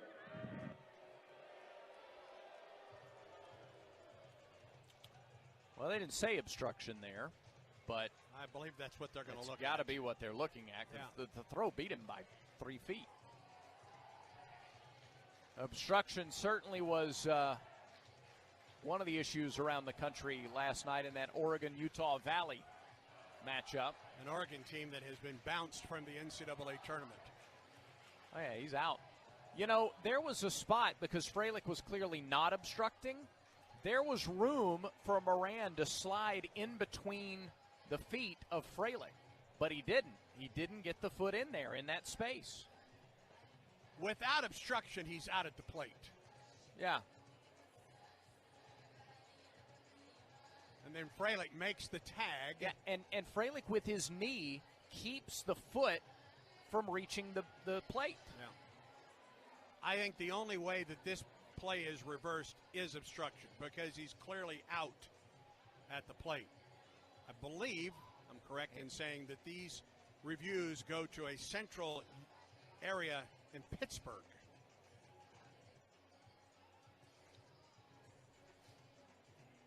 Replay reviews are presented by Jackson Services. If it's time to renew your home's heating and cooling system, choose Jackson Services for comfort you can count on. From quick repairs to energy-saving upgrades, Jackson Services keeps Alabama homes running smoothly year-round. Here's the call.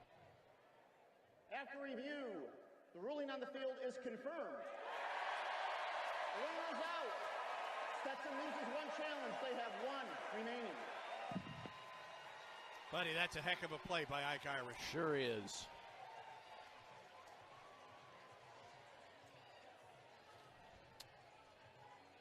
And I should have known better than to be surprised. He threw an absolute rope, frozen rope from right center field.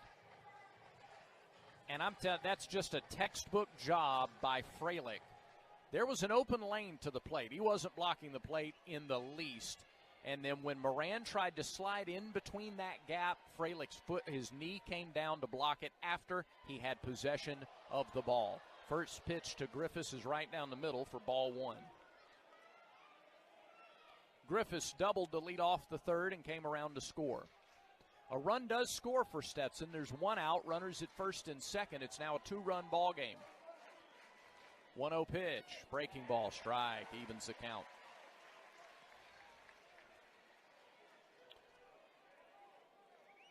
Four to 2 Tigers. We're in the bottom of the fourth.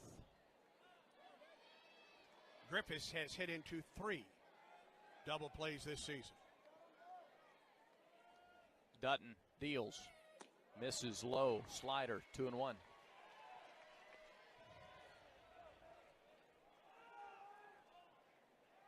Carter in a step or so from center.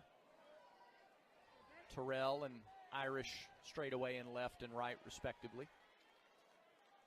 Runners first and second for the Hatters. 2-1 pitch. Fastball, Stee, right, 2. Low and on the outside corner.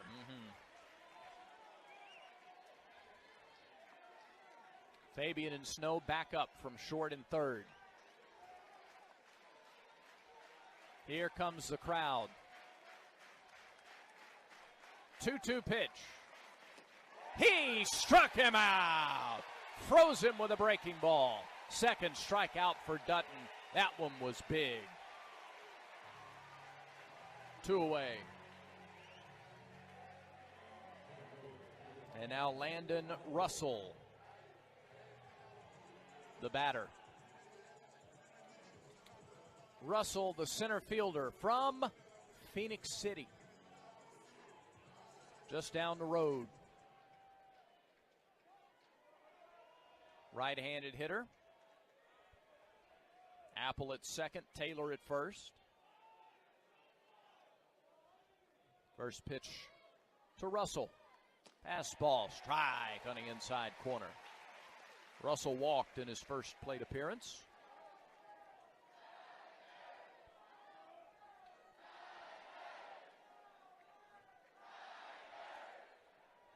Dutton about to throw his 64th pitch. It is hit off of Dutton and into right field. And rounding third is Apple. He will score. Runners are at the corners, and it's a one-run ball game. 4-3, the Auburn lead. The RBI single for Russell, his 35th RBI of the season, his first of the regional. With 2 outs, Apple moving off contact. It was hit right back up the middle. I got him on the hip. Yeah. And no chance at that point is it deflected into right. So the tying run is at third. Go ahead run at first in the bottom of the fourth for Perez, the catcher, who bounces it to short. Fabian charges, gloves, throws, out, and the inning is over. And Auburn gets out of the inning with the lead, but Stetson climbs to within 1. 2 runs on 3 hits. Make it 4 hits. No Auburn errors and a couple of Hatters stranded. 7 come to the plate in the fourth. It's now 1-run ball game. 4-3 Auburn through 4. Auburn baseball continues in a moment. I like what I like and I do what I want. If what you like is getting the highest payouts, getting the most free play, and finding more of your favorite games all on a spacious upscale gaming floor, then Wind Creek Wetumpka is your kind of fabulous. No matter what fabulous means to you, you'll find it here. Wind Creek, Wetumpka. Gambling problem? Call 1-800-GAMBLER.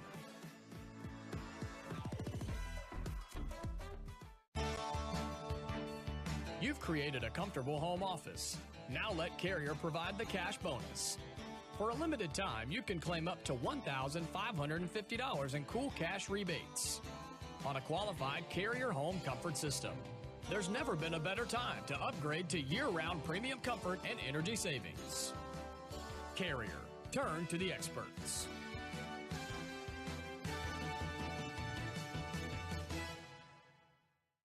This is Auburn baseball in the postseason. Now back to the NCAA Regional at Plainsman Park. 4-3, Auburn leads it as we go to the fifth inning. Solamine, the pitcher. For Stetson, he will face McMurray, Steele, and Snow, middle third of the order. He has faced 5 batters and retired 4 of them. A bunt single by Derek Fabian, the only hit that he's allowed. Final on the Yellowwood scoreboard, Oxford, Mississippi. Murray State holds off Georgia Tech 13-11. The 4 seed Murray State is 2-0. So it'll be Georgia Tech and Ole Miss in an elimination game tomorrow at Swayze Field. McMurray 2 for 2, 2 doubles. An RBI, a run scored, first pitch. Outside for ball 1. This fifth inning is presented by Wind Creek Casinos. Elevate your game plan to fabulous. Play the hottest games, win fabulous rewards at Wind Creek Casinos and on the Casinoverse app. Solamine, the right-hander, plants and deals and gets a called strike. 1-1 to McMurray. He's driven in 58 runs. That leads the team. Stetson in the shift against him. The 1-1 pitch. Swung on and missed. Off-speed delivery. McMurray out in front. It's 1-2. It was a 1-2 count on which he doubled in the second inning off of Hayes. Auburn chased the Hatters starter after 2 2/3. The 1-2 pitch to McMurray. This low and away. 2 balls, 2 strikes.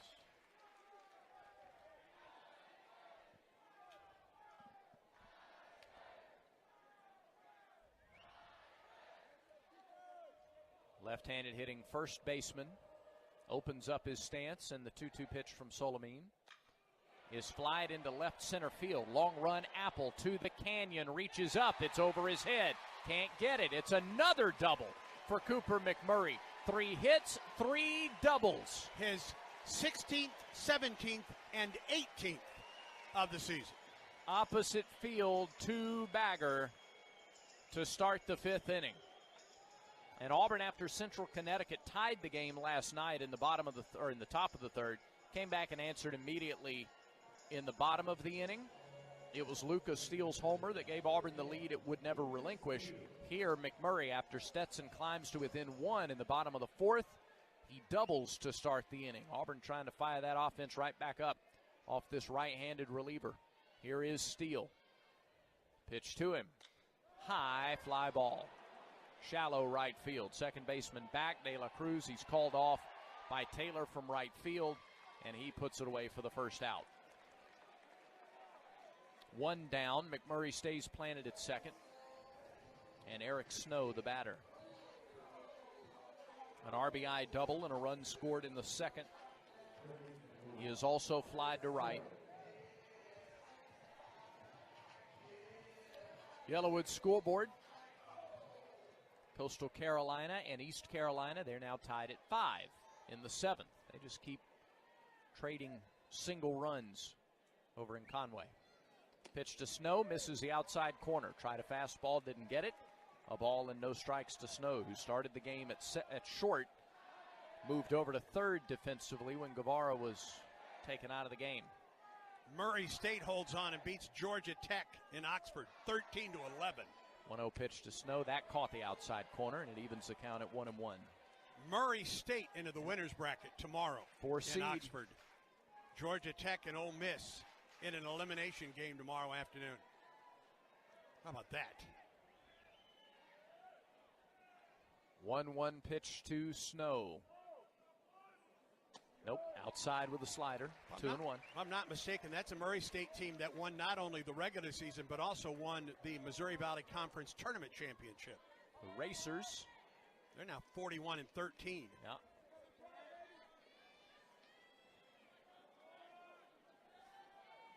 Solomine looks back towards second, now fires home and misses outside again. They're not coming anywhere near the inner half against Snow.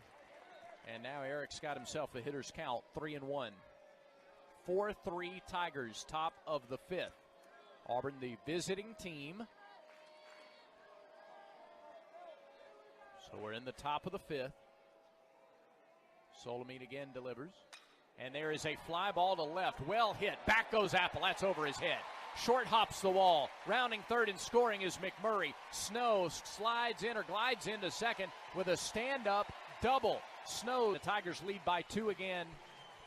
It is 5-3 on the 14th double of the year by Eric Snow. Apple's first step was in, and he was in trouble because that ball was ripped to left by Snow over Apple's head.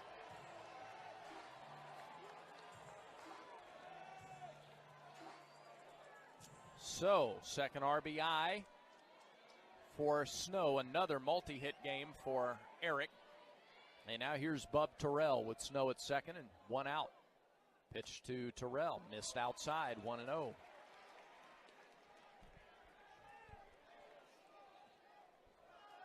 So the doubles parade continues tonight for the guys in gray. Solomine's pitch. Terrell flies it to right center, but he got under it. Center fielder Russell. Oh, cut in front of by Taylor, the right fielder, who makes the catch closer to center than right. He puts it away for the second out. Snow, though, alert, base running. He tags, moves over to third with 2 down. Now, Eric got off the bag, but quickly got back to the second base bag. And when Taylor stepped in front of Russell, Snow tagged and went to third base on the play. 5-3 Auburn, top of the fifth.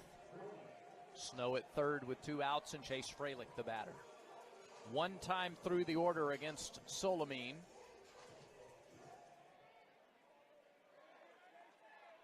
Freilich, the first guy to face him in the third inning. He popped up to center, and the first pitch is in there for a strike. Auburn and Auburn's balk. Yeah, they sure did. I'm not sure he came set, ever. I don't think he came set. Snow came down the line, and Auburn is saying he never came set. And not a one of the officials, not a one of the umpires saw it. Nobody was watching Yeah, it. he didn't. He did not come set. Freilich's going to go get some spray. He kept bouncing out there and never did come fully set. They just weren't watching it, No, were they weren't. Nope. Now this will pull Barquette, the third baseman. I thought they were going to pull him a little closer to the bag at third, but he doesn't. He backs up, and that's going to allow Snow to dance further down that line and try to get into the field of vision again. Solomine does come set, and he deals and misses low, a ball and a strike.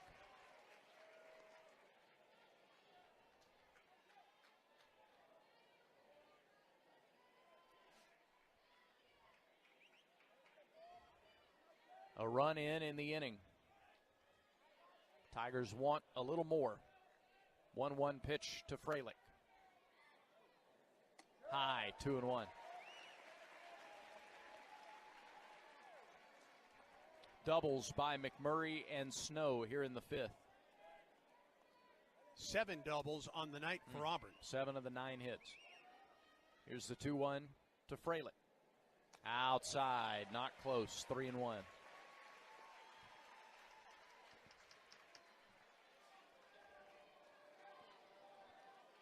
They play him to pull on the infield without the shift. There's a lot of room to the right of the bag at second. 3-1 pitch on the outside corner for strike 2. And now the count is full.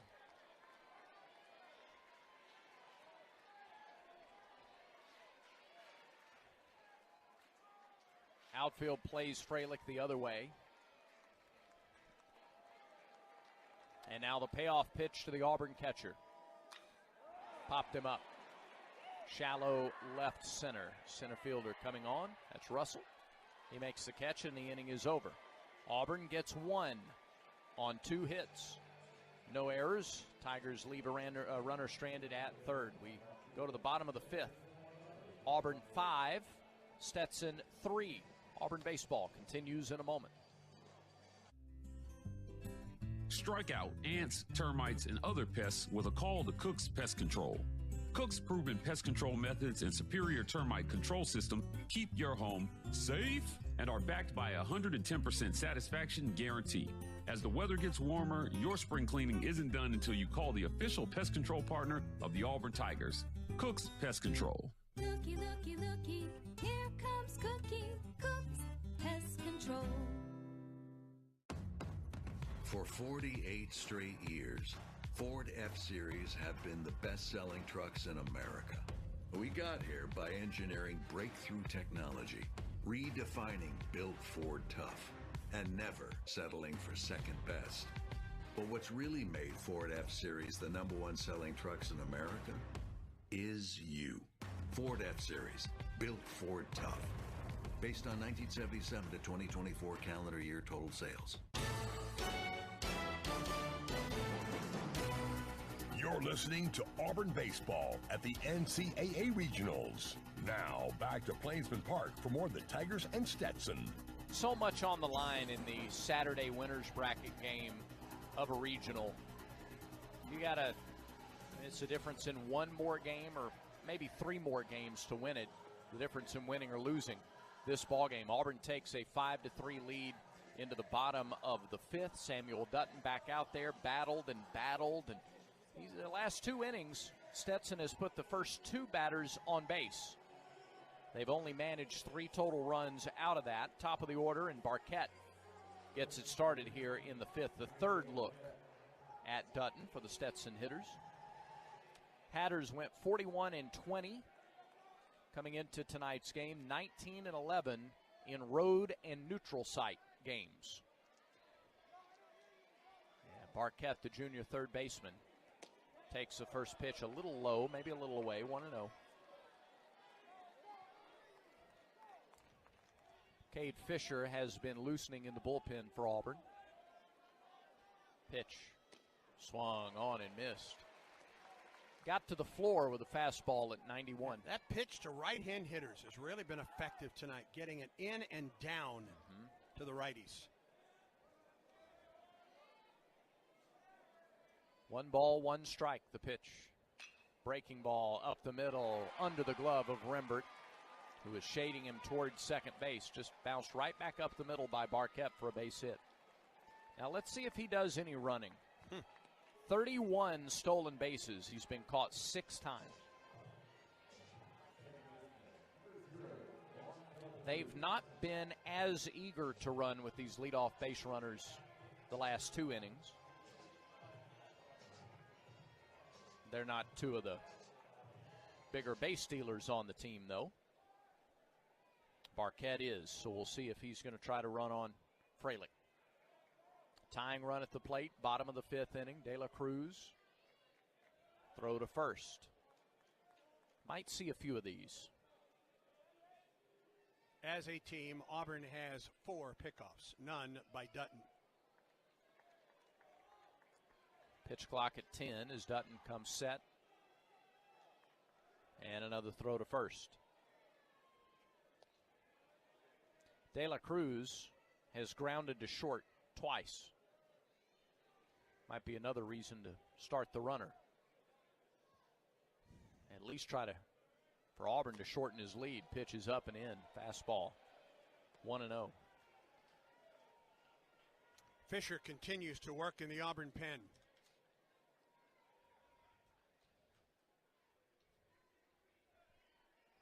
Dutton trying to get the Tigers through 5 with the lead. 1-0. Up and in again. 2 balls, no strikes.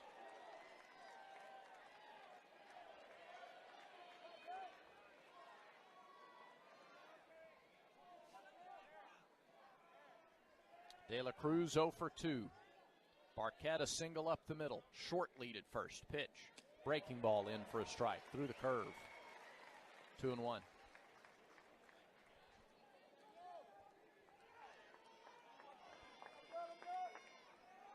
Dutton so steady, so consistent for the Tigers this year.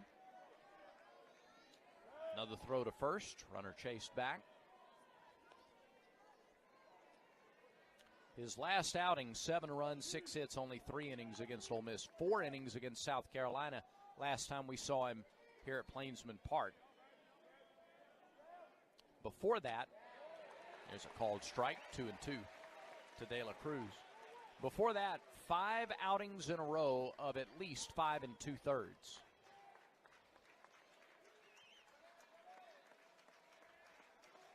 Now here comes the crowd behind Dutton. The 2-2 pitch to De La Cruz on the way. Hit to third. Snow, gloves, goes to second for 1. Rembert to first. Double play. 5-4-3. Just the third double play that De La Cruz has hit into this season. And let me tell you what, Snow to Rembert to McMurray, and that was a relatively easy double play for Auburn. It was hit sharply. It was hit on one hop out to Snow, so they had time, but strong arms from both Snow and Rembert, strong, accurate throws, and whew, yeah. Now that flips things a little bit. Base is empty, 2 outs. And Miola, the hitter, he swings at the first pitch. Oh. Stopped by Fabian. Dives for the stop. Throws to first. He's out. And the crowd responds. Defensive play of the game presented by Cook's Pest Control. Don't forget to add pest control to your lineup. Keep mosquitoes away. Protect against termites. Clear cobwebs. Your spring or summer cleaning is not done until you call Cook's Pest Control. Auburn infield flashed the leather in the bottom of the 5th inning. No runs for Stetson, 1 hit, no errors, and nobody left. Through 5, still 5-3 Tigers, and this is the Auburn Sports Network. Strike out ants, termites, and other pests with a call to Cook's Pest Control. Cook's proven pest control methods and superior termite control system keep your home safe and are backed by a 110% satisfaction guarantee. As the weather gets warmer, your spring cleaning isn't done until you call the official pest control partner of the Auburn Tigers, Cook's Pest Control. Looky, looky, looky, here comes Cookie, Cook's Pest Control. Don't stop planning for your future. Don't stop investing in your kids' education. Don't stop dreaming of that new home. And don't stop growing your business. Whatever you're passionate or dreaming about, don't stop. Because when you have a bank you can trust, you have the confidence to take on tomorrow. Speak with a Trustmark associate today for advice on achieving your goals. Trustmark. People you trust, advice that works. Member FDIC, Equal Housing Lender.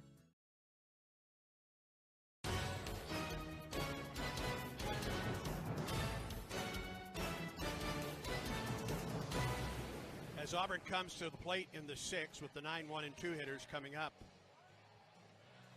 Stetson goes to its bullpen, a pepper tree pitching change, and they go to their closer, Tyler Van Dyke, senior right-hander, 6'2", 255 from Eustis, Florida. Listen to these numbers, 7-0 on the year, a 1.04 earned run average. This will be his team-leading 27th appearance in relief. He has a team-leading 9 saves. 43 1/3 innings, 7 runs, 5 earned on 27 hits. 65 strikeouts, only 15 walks. He has given up just 2 homers, and opponents are hitting 173 against Van Dyke. In the A-Sun, Van Dyke was 4-0 with a .39 earned run average. Yeah. So Stetson, after 2 good innings of work by Solimine, goes to its closer in this winner's bracket game, and Auburn leading 5-3. This reminds me of what Auburn did game 3 at Ole Miss with Hetzler, bringing him in when he did. And I don't know if they thought he was going to go the last 5 innings, but there are different times at which a game needs to be saved. And for Stetson, they want to keep Auburn right where it is offensively. And so the first pitch from Van Dyke screams in there at 93. Carter fouls it back to the net, 0-1. Numbers unsold, I mean 2 1/3 innings, a run on 3 hits. No strikeouts, no walks. Top of the 6th, 9-1 and 2 hitters. Carter takes a strike. A slider. And Van Dyke quickly ahead of Auburn's center fielder, 0-2. Bristol is lined out to short and grounded out to third, 0-2. That's strike 3. Whether he win or not, it's a called third strike, and there's out number 1. Good slider, good fastball from the Stetson closer. They didn't have to use him yesterday, never really had to threaten to use him yesterday. They got out to the big lead over NC State. This guy's got a fastball, slider, a splitter, and a curveball. Fastball up to 95. Here's Rembert, first pitch, slider, strike 1. Lefties hitting .308 against Van Dyke. Right-handers, .096. 96 against this guy. Yeah. 0-1, strike 2.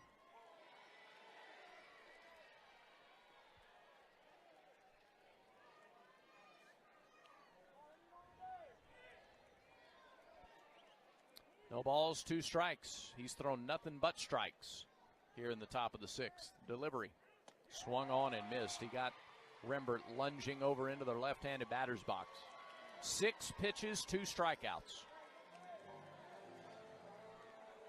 And now here's Derek Fabian, who bunted for a single in his first at-bat.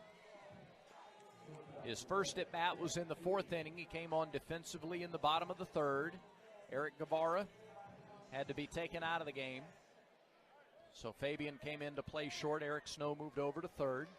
This is Fabian's second at bat. First pitch to him. Strike 1. Tried to check his swing. Well, maybe, yeah. Tried to check his swing but couldn't. And it's 0-1. 7 pitches, 7 strikes for Van Dyke. Corner infielders come in on the first pitch. Now they step back. Now Barquette can't decide. Now in again, the pitch. Inside corner, strike 2. Auburn fans didn't think so.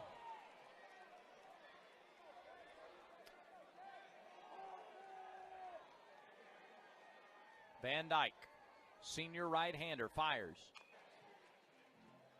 Still 0-2. Still nothing but strikes. Fabian with a nifty play, sliding to his left to make a stop on a ground ball to get the 3rd out in the 5th. Now he's up there in the top of the 6th, the 0-2. Slider missed down and away. That's the first pitch outside the strike zone from Van Dyke. His 10th pitch of the inning. Tigers lead 5-3. Pitch home. Strike 3. Fastball outside corner, 93. 3 strikeouts. Van Dyke strikes out the side in the 6th. We go to the bottom of the inning. 5-3. Tigers in front. Auburn baseball continues in a moment. When the game is on the line, you want someone you can count on. At Alabama Power, we believe in consistency and having each other's back. It's our game plan to safely deliver the electricity you depend on. We give 100% to achieve 99.9% reliability. Learn how we power a better Alabama at alabamapower.com/reliable. Alabama Power is a proud supporter of the Auburn Tigers. Don't stop planning for your future. Don't stop investing in your kids' education. Don't stop dreaming of that new home. And don't stop growing your business. Whatever you're passionate or dreaming about, don't stop. Because when you have a bank you can trust, you have the confidence to take on tomorrow. Speak with a Trustmark associate today for advice on achieving your goals. Trustmark. People you trust. Advice that works. Member FDIC, Equal Housing Lender. This is Auburn baseball in the postseason. Now back to the NCAA Regional at Plainsman Park. And the Tigers lead this NCAA Regional at Plainsman Park 5-3. As we go to the bottom of the 6th inning, it is Moran, Apple, and Taylor, middle third of the order, due up against Samuel Dutton, who is back out there to start the 6th. The Dutton, 74 pitches. His dad, Gary, celebrating a birthday today. Got to be pleased his son has battled tonight. 3 runs, 6 hits to this point.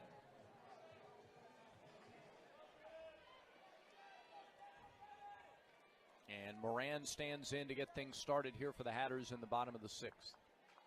3 runs, 6 hits, 2 walks, 2 strikeouts for Dutton. And the pitch, inside corner, strike 1.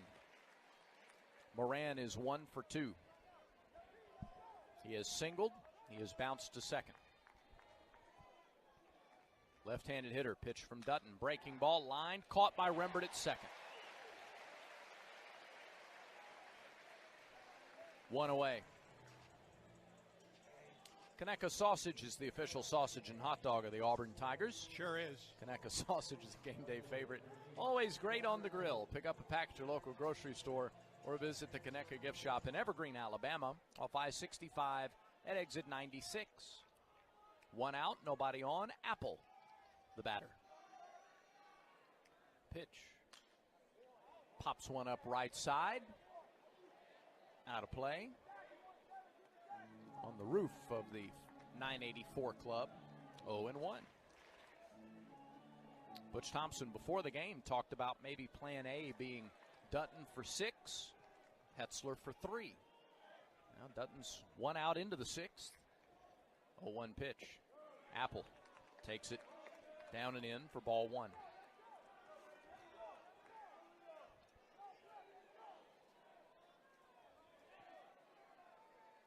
Freshman from Chapin, South Carolina. Breaking ball swung on and missed.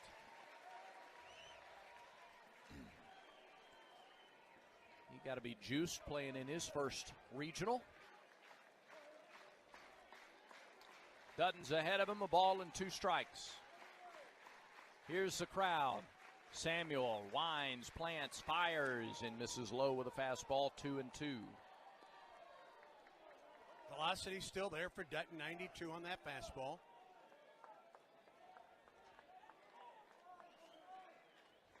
So we'll try again, the 2-2. Low again, 3 balls, 2 strikes.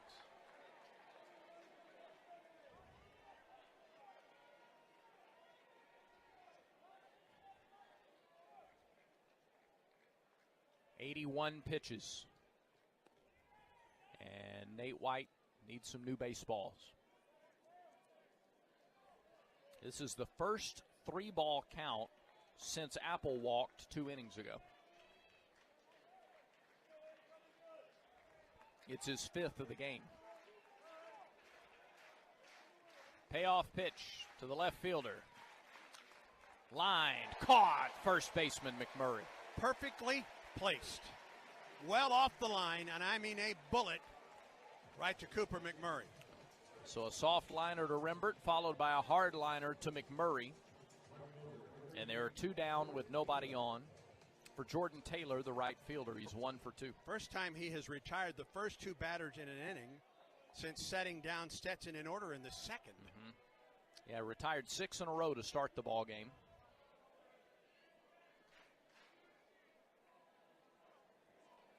Pitch to Taylor, breaking ball and a beauty. 0-1. Swung on and missed by the right fielder, who's 2 for 7 on the weekend. An RBI single for Taylor in the 4th. Pitch, another breaking ball, topped, foul, 0-2. He has been way out in front of that curveball. He may get another one here.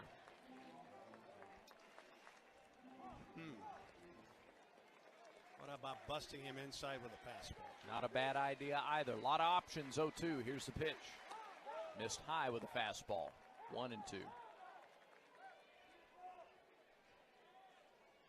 Now I'd go back to the off-speed pitch outside. Get it there. 1 ball, 2 strikes, 2 outs, 6th inning. Pitch home. Low. Fastball bounced up there. 2-2. Chase Fralick calls the pitches.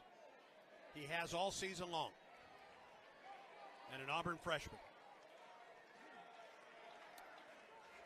Dutton, the senior, both in their first year with the program. And here is the 2-2 pitch to Taylor.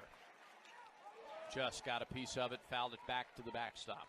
About midway through the season, Chase Fralick did a press conference as Auburn got ready for an SEC weekend, and we asked him about calling pitches, and he said, no one shakes off more signs than Samuel Dutton. Man's got a plan. 2-2. Swung and fouled away. He tried to get back to the breaking ball there. Taylor stayed with it, followed it down, fouled it off. Good battle. Dutton trying to pull the Tigers through 6 innings, leading 5-3. Here comes another 2-2 offering. On the way. Fouled away again. He's trying to get that fastball down. I don't think he's getting it far enough in. And Taylor's battling him here with the 3-2 count.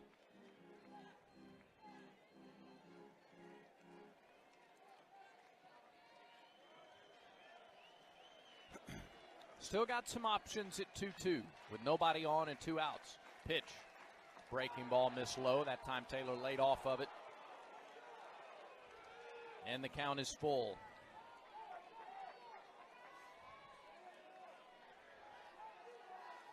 It is 10 o'clock Central on the last day of May. And Dutton wants a new baseball, so we'll pause 10 seconds for station identification on the Auburn Sports Network.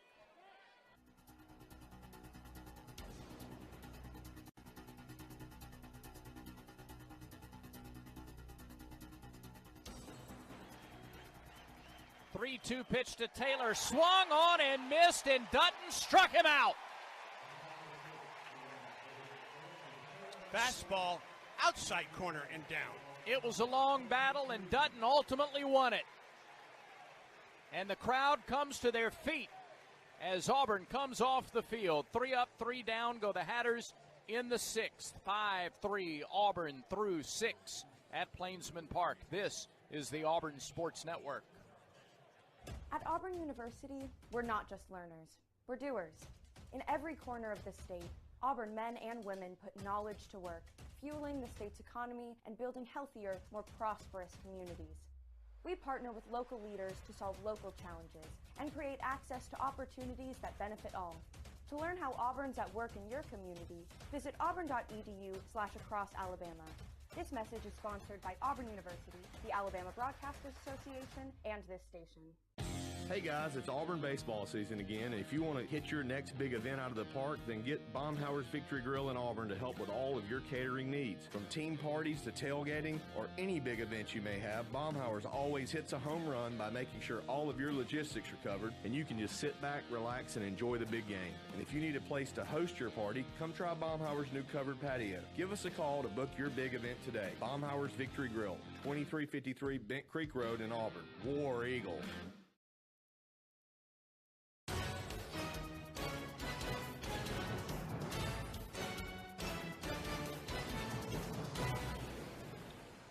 Ty Van Dyke, the closer, back out there for a second inning of relief for Stetson as they try to keep Auburn close here. Tigers lead 5-3 through 6, and 3 lefties in a row are guys who hit lefty. Irish, McMurray, and the switch-hitting Steele due up against the Stetson closer, Ty Van Dyke. Auburn leads by 2. Let's turn it back over as the birds are flying high to the voice of the Tigers, Andy Burcham. Van Dyke struck out Carter, Rembert, and Fabian, all 3 right-handed hitters.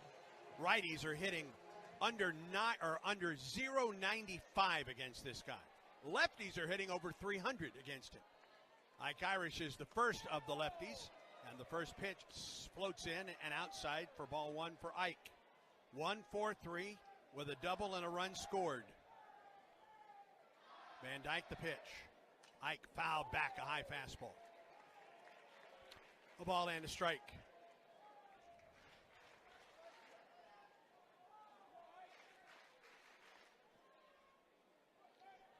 Twelve times Van Dyke has gone 2 innings or more this year. Twice he's gone 3. 1-1. Irish to the left side. 2 hops to Barquette to first. Low and out. Nicely dug over there by Landon Moran. Kind of an in-between hop for Barquette to come and charge and field, but Moran was the star of that play Sure was. defensively to handle the hop. It was not an easy hop for him over there. No. But he made it. One out for McMurray. Cooper's had a night, friends. He is 3 for 3 with 3 doubles, 2 runs scored, and a run batted in. Van Dyke, the wind and the pitch. Fouled back on a fastball. 92 on the fastball from Van Dyke. This guy's numbers are just ridiculous. He's given up 1 earned run since April 27th.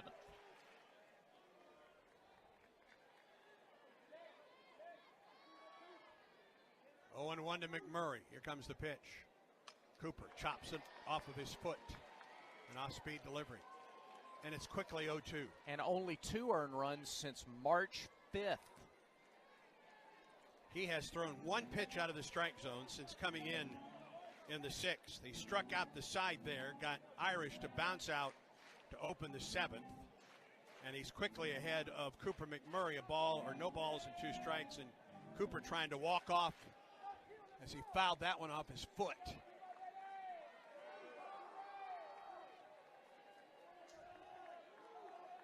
Shift is on the right side of the infield. Here is the 0-2. It misses high with a fastball.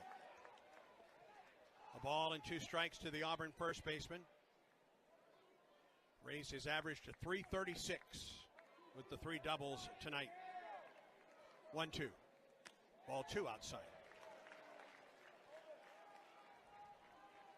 McMurray leads Auburn with 58 runs batted in. He has 14 home runs. Tigers lead 5-3.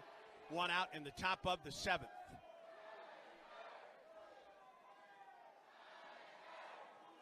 Two-two pitch. Ball 3. Just missed outside, maybe a little low. Full count to the Auburn first baseman. The switch hitting Lucas Steele waits on deck.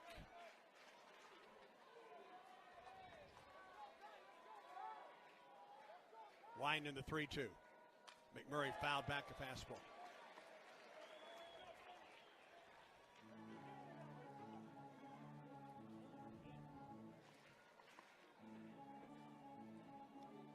One down for Auburn. The Tigers, the visiting squad tonight. Auburn bats in the top of the 7th. 3-2 pitch. Miss low. Good at bat by Cooper and McMurray. And a walk, just the 9th of the year by Van Dyke. He had not walked anyone in 4 straight outings. Last time he walked a batter was against Jacksonville back on May 11th. He had gone 5 innings over 4 appearances, 6 innings over, 5 including his work tonight in between walks. Here's Lucas Steele, 0 for 2 on the night with a walk. McMurray gets his lead at first. The pitch. Steele fouls it back. 94 on the fastball from Van Dyke.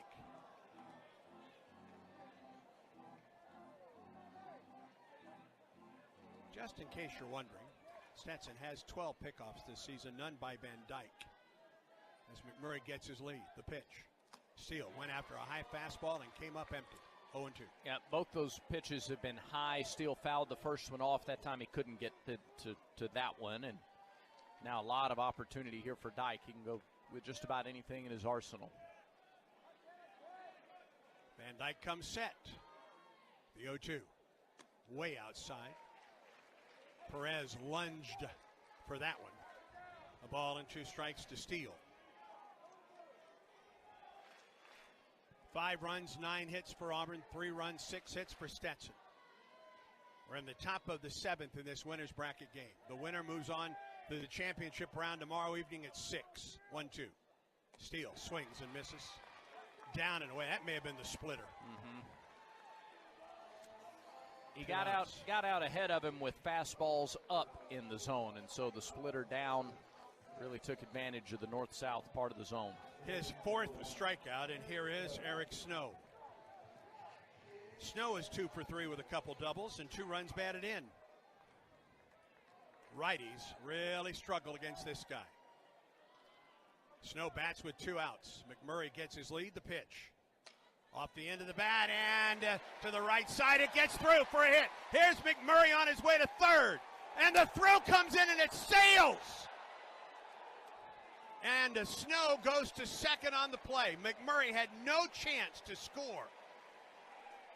No, it ricocheted off the camera well. And Stetson's fortunate that that ball didn't get into the dugout, and McMurray scores on the play. That's exactly right. Boy, a 3-hit game for Eric Snow. Doing something that only a handful of right-handed hitters have done this year, and that's get a hit off of Van Dyke. I loved seeing McMurray going to third on that ball that just got through and took one hop over De La Cruz. It hit the grass. It hit the edge of the grass in right field and took one last high, tricky hop over the glove. All right, here's Bub Terrell with runners at second and third and 2 down. The stretch and the pitch. High, ball 1. Bub doubled home a run in the second. Walked in the third, flied out to right in the 5th. A base hit could double Auburn's lead. The Tigers lead 5-3 in the 7th. Stretch by Van Dyke. Here's the pitch. Down and low. And in the dirt and blocked by Perez. 2-0 to Terrell. First base is open. There's another lefty coming up in Fralick. 2 balls and no strikes. Bub is 3 for 5 on the weekend with 4 runs batted in. Van Dyke comes set. 2-0 pitch. Swing and a miss. He was behind that fastball. 2-1. That's a fastball. You don't try and turn that one around. Right. That may have been high, too. It may have been ball 3. It's a senior against freshman. Van Dyke, the senior. Terrell, the freshman, the pitch. Strike 2. Fastball in. 2-2 the count. All right, Bub, you got a battle here, big guy. Got to look for the splitter. That's what he used to get the strikeout of Steele. Got him to chase one high early in the count and then low for strike 3. Van Dyke comes set in the 2-2. Fouled just to the left of the Auburn dugout off the screen.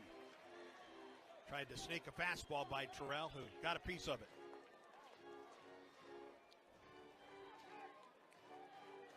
A walk to McMurray. He's at third. A single for Snow went to second on a throwing error by the right fielder, Taylor. 2-2 to Bub Terrell. Here's the pitch. Down and in and blocked by Perez, and the count goes full. Just work more pitches out of this guy. He's at 31 right now. That's a good point, Brad. I mean, you want to get the runs and double that lead, obviously. But at least these patient at-bats, you're getting more pitches out of their closer. 3-2 pitch to Terrell. Second and third, 2 outs. Here it is. Swing. Fly ball. Deep into left field. Apple back at the warning track. It's off the top of the wall. 2-run score. Terrell is on his way to second. Win the double.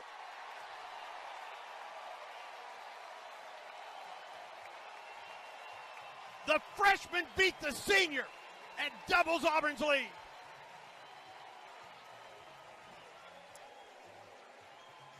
On a 3-2 pitch, and he took the best shot from the Stetson closer and went the other way for another double and more RBIs for Bub Terrell. Third run scored tonight by McMurray. Snow comes home to score as well. Terrell now 2 for 3 with 2 doubles and 3 runs batted in. And the head coach is out to talk it over with Van Dyke. This just doesn't happen to this guy, Brad. It just doesn't happen. You got to go back and find the last time he allowed multiple runs. It's happened once this year. It was against Indiana on March 1st. You mentioned before the inning, Andy, that righties haven't done very much against him, but Auburn had some pretty good left-handed hitters coming up in this inning. And, oh, by the way, Eric Snow, who's as hot as anybody on the club right now. Who bounced one through the right side, kept the inning alive.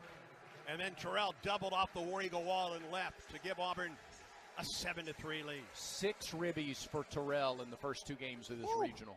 Here is Fralick, 0 for 3 on the night. Van Dyke comes set. Here's the pitch. Ball one just a little bit low.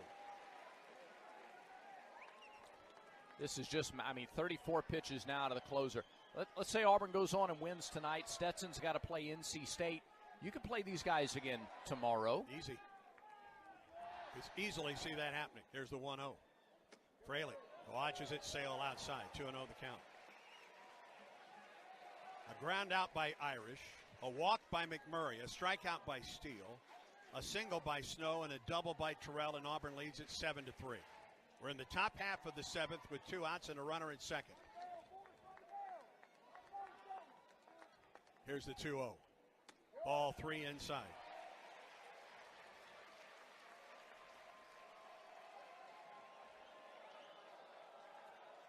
Fralick completes one time through the order against Tyler Van Dyke.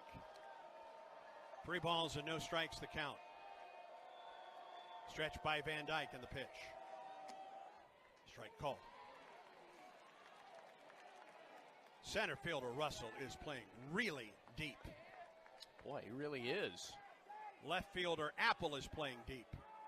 Right fielder Taylor is playing deep. With 2 outs, a bloop easily scores Terrell. Here is the 3-1-2. Fralick on the way. Ball, strike call on a pitch at the ankles. Ooh. Please give us that one in the bottom of the inning. Yeah, mark that one and file it away. 3 balls and 2 strikes. Good to see Eric Guevara back in the Auburn dugout. Yes, it is.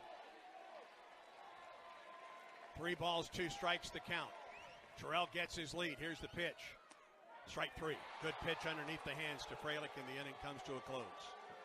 Auburn gets 2 big runs here in the 7th on 2 hits, an error, and a man left. 7th inning stretch time at the ballpark. Your score: Auburn 7, Stetson 3. Samuel Dutton back to the hill for Auburn as Auburn baseball continues in a moment.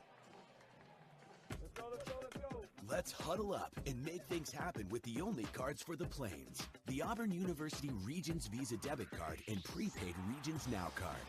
They're a win for your wallet and a big war eagle, whether you're purchasing stuff for game day or every day. Want to go all in on confidently showing your Tiger pride? Order your card now at regions.com/GoTigers. Regions, official bank of the SEC. Member FDIC. Terms, conditions, and fees apply. I like what I like, and I do what I want.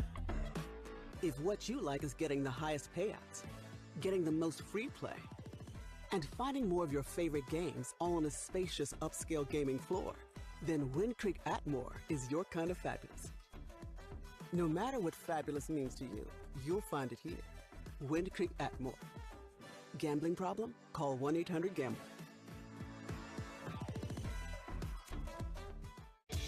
This game recap is presented by Regions Bank. Regions is a proud partner of Auburn University and the official bank of the SEC. For Auburn, 2 runs in the 2nd, 2 runs in the 3rd, a run in the 5th, and 2 more in the 7th.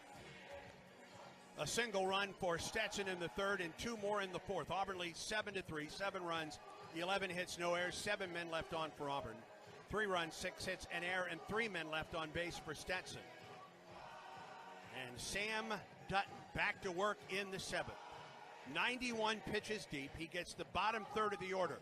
Griffiths, Russell, and Perez. And the Auburn bullpen is fully activated. Ryan Hetzler.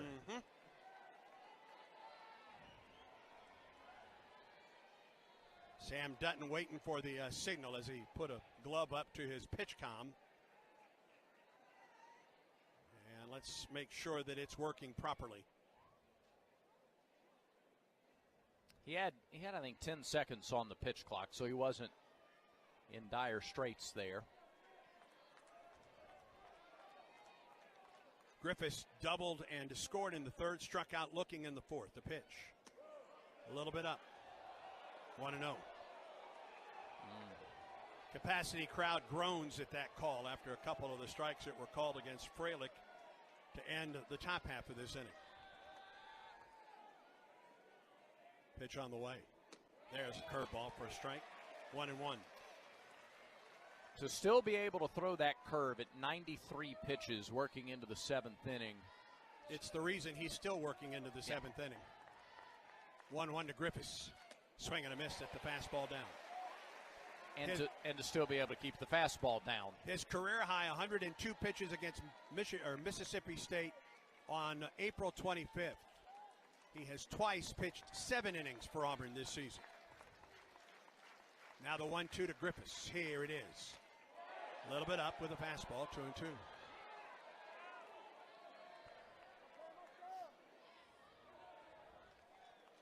Seven to 3, Auburn leads it. Winner moves on to the championship round tomorrow at 6. The loser gets North Carolina State tomorrow at 2. The pitch just got a piece of it on an off-speed delivery. Griffiths does enough to stay alive. Really good curveball.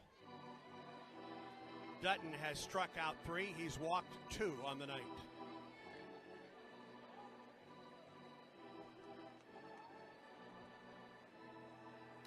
These 3, Griffiths, Russell, Perez, they would complete the 3rd time through the order.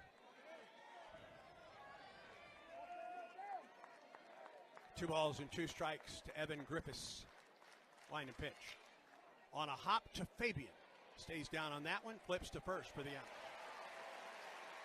That ball had backspin. He was underneath it. Hit it with backspin, so a slower path out to Fabian after the first bounce. Derek did a good job to read that, cheat in a couple of extra steps, and glove it before a second bounce. And the read on that is key on that play.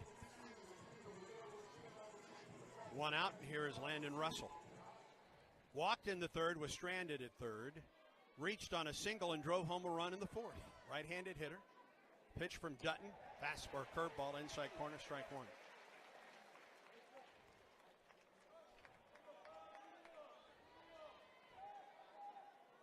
Dutton shakes off a sign. And again. And again. Pitch clock is 7. The 0-1. Just missed the outside corner. 1-1. Anything close, and you're going to hear this Auburn crowd the rest of the night, friends. If you're not joining in, where you are.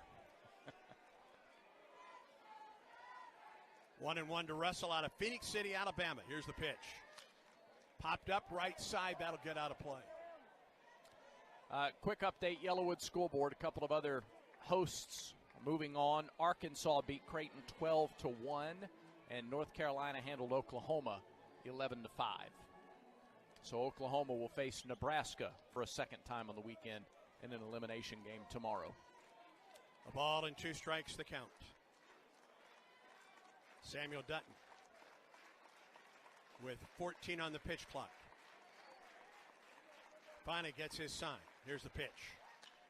Fly ball into right. Ike Irish back and to his right. Plenty of room. 2 outs.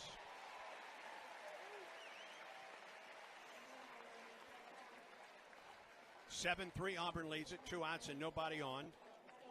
And Samuel Dutton is within 1 out of tying a career high tonight. What kind of ovation if he can get Perez here. He is 1 pitch away from tying his career high in pitches. He's at 101. He's 1 out away from tying his career high in outing at 7 innings. Perez 0 for 1 on the night. Line in the pitch. Slider for the strike. That wasn't the curve. That was the slider. After watching what Carson Myers did last night, that had to be inspirational to the rest of the guys who get out there on the mound. 0-1 pitch. Slider that missed outside. An appeal. He did not go. 1 ball and 1 strike the count. Another outstanding crowd in and outside this ballpark tonight. And they await the 1-1 pitch from Dutton to Perez. Here it is. Fastball. Didn't get the low strike. 2-1. Another record-setting crowd tonight, Andy. 7,434. 2-1 pitch. Didn't get the call. 3-1. That was close. And Dutton knows it. Yep. Dutton's frustrated with that call by the home plate umpire, Nate White.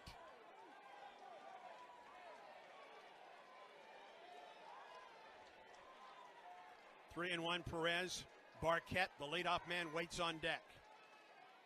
Here's the wind and the pitch. Fastball down the middle, count goes full. A mock crowd, a mock cheer by the 7,434. We may get another one. They come to their feet in the bottom of the seventh. The wind, the pitch. A little bit up. Dutton wanted to strike anyway. Sam is really upset, and the home plate umpire takes his mask off and points at the Auburn pitcher. Yeah, that's not going to do it. You know, there's no reason to do that as the home plate umpire. That's going to instigate trouble. It sure enough will. No reason to do it. You don't see Dutton do that ever either. And now Butch Thompson's going to come out. Yeah, and I don't blame him. Yeah. As Everett Teaford comes out of there as well. And I'm telling you what, if I'm Butch Thompson, I'm getting after the home plate umpire here because he just showed up my pitcher. Who's had a terrific night and is about, in all likelihood, I don't know. I was going to say he may be coming out of the game. I think Everett Teaford's just going to go talk to him right here. Just to try to settle him down. Yeah. But Not a bad very idea. big at bat right here with the very dangerous Isaiah Barquette coming up. And what instigates this even more is that two straight pitches to Freilich at the end of this last inning were out of the strike zone and were called strike threes. And then Auburn doesn't get the call here with 2 outs in the bottom of the inning. And that's what instigates it even more. Well, and for Nate White, he's got to know there's a different way to deliver your message to an emotional senior who's frustrated with your strike zone than to point at him and walk toward him. This is a slightly huge situation right here. Correct. You know what I mean? Yes. Yeah, have a little awareness. All right, here's Isaiah Barquette. 1-for-3 on the night with a single. Perez, the catcher at first, he has one stolen base as Dutton comes set. He stretches and pitches and misses outside. Dutton now a career-high 108 pitches. The emotion's running a little bit high right now as Dutton tries to get through the bottom of the seventh. He comes set. Here's the pitch. Yes. Didn't get that call either. Unbelievable. And the home plate umpire's looking for stuff. Yeah, now. he really is. He's daring Samuel to say something to him. Yeah, he sure is. He's trying to bait the pitcher. 2-0 the count. He stepped out from behind the plate and took a step he forward. He sure did. Got to fight through it.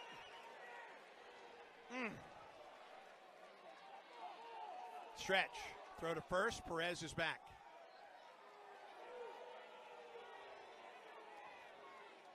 Carl Nonamaker out of the Auburn dugout.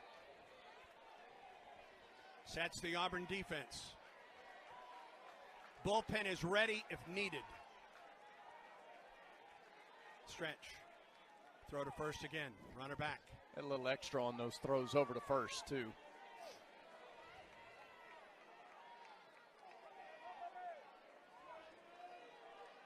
Two balls and no strikes to Isaiah Barquette. 2 outs and a runner at first. The pitch.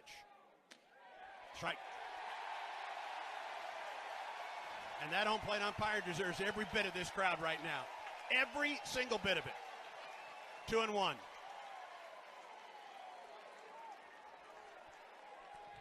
Perez at first with 2 down in the seventh. Dutton comes set. Here's the 2-1. Fly ball, right field, long run. Irish near the line. He didn't get it. The ball falls. Runner around third. Perez will score. And it's a 7-4 Auburn lead. A double down the right field line by Barquette. Ike Irish went a long way to get to this one. Yep. Long run. Tried to make a sliding pitch. He was there. He just couldn't get a glove on the ball. And that will be all for Samuel Dutton, who should be in the dugout with 7 innings of work tonight. Boy. The most important thing is Stetson cuts into the lead. What a response this crowd is going to give to Samuel Dutton. What a season. And hopefully we see him again here next weekend.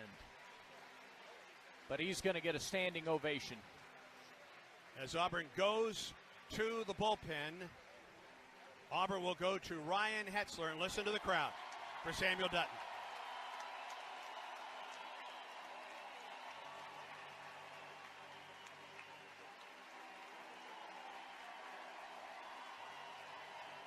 He leaves with Auburn leading by a score of 7-4. The Tigers make a Ford F-150 call to the bullpen. You sit in traffic now, but later, there's an ice cold reward. Modelo, the mark of a fighter. You've earned this rich golden lager with a crisp, refreshing taste. Because you know, all your patience is paid out in gold. You remain calm through honks, bumper to bumper, and people yelling. You are a fighter, and Modelo is your reward. Modelo, the mark of a fighter. Drink responsibly. Beer imported by Crown Imports, Chicago, Illinois.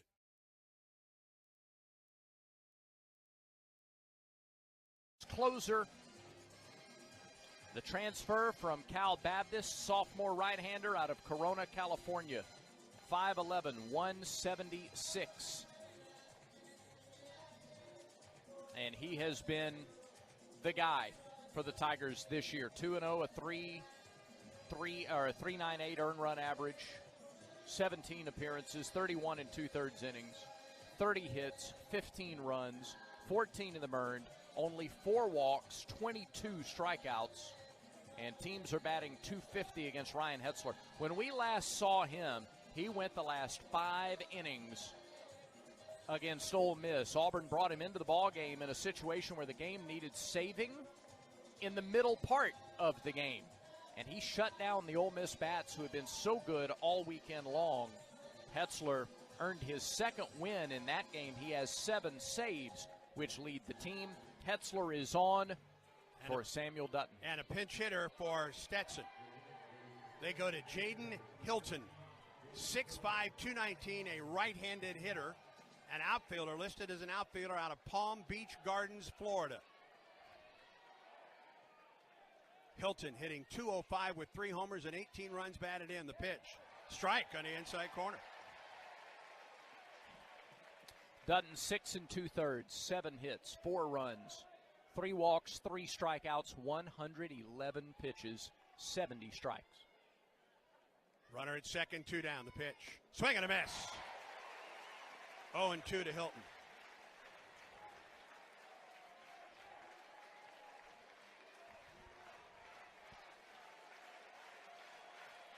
Two outs, a runner at second. The 0-2 pitch from Hetzler to Hilton. Here it is. Bounced up there, blocked by Freilich. Good block by Freilich, and that keeps the runner down at second base. That's a really good runner down there in Barquette. Yeah, he'll score on a base hit with 2 outs in the inning. He's moving on contact. Hetzler here with 2 strikes. He can go fastball, he can go slider. Again, the slider's been the out pitch most of the year. A ball and 2 strikes to the pinch hitter, Hilton. Hetzler off the stretch in the pitch. Missed outside, 2-2.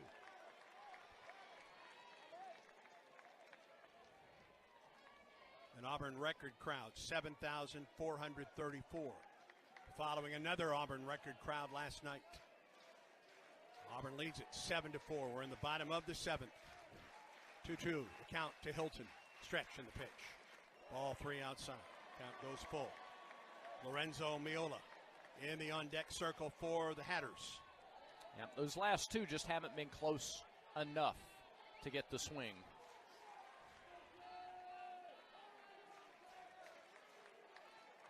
Ryan Hetzler in relief of Samuel Dutton comes set. 3-2 pitch to Hilton. Line drive into right field. It's down for a hit. Runner around third will come home to score. The throw home not in time. And it's a 2-run game on the pinch hit single to right by Jaden Hilton. And that run is charged to Dutton.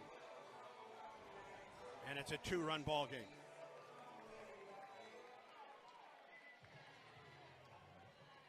Ike had to make a calculated decision there. Do you try to dive for that, make the play, and if it gets by him, it's extra bases.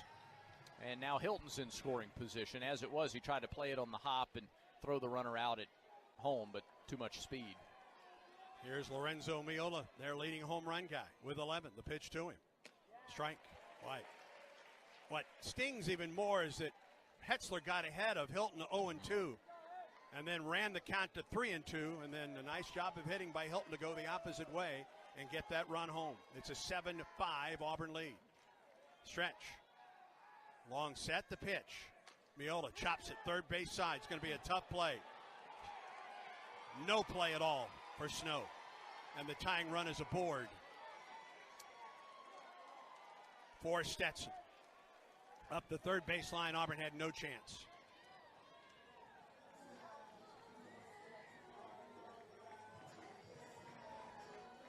Got it in on the hands. I think he put it where he wanted the pitch. Weak contact from Miola, but Snow playing back at third. No chance to make a play. Looks like we'll get a pinch runner. Nelfi Lopez comes in to run for Hilton, and Lopez may stay in the ballgame. He is an infielder. Going to have to get somebody out there to replace De La Cruz at second base. First and second with 2 outs. All of this started on a rather controversial walk to Danny Perez with 2 down here in the 7th inning. Pitch on the way. Inside, maybe a little bit high to Moran. 1-4-3 on the night.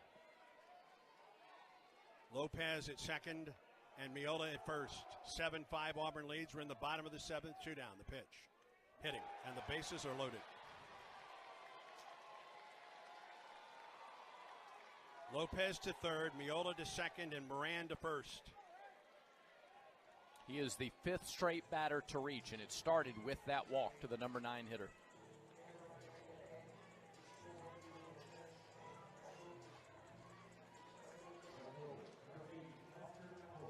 And the bases are loaded now for Foster Apple.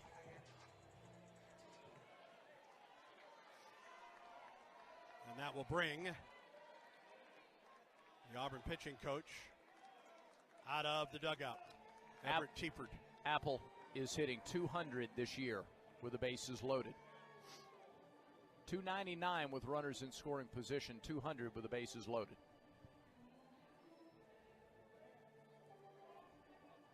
Auburn has Watts and Fisher in the bullpen. And John Armstrong is up there starting to get loose as well.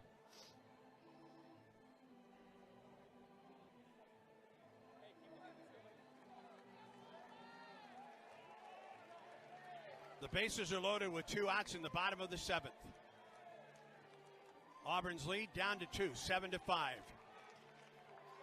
Foster Apple is 0 for 2 on the night with a walk. He scored a run.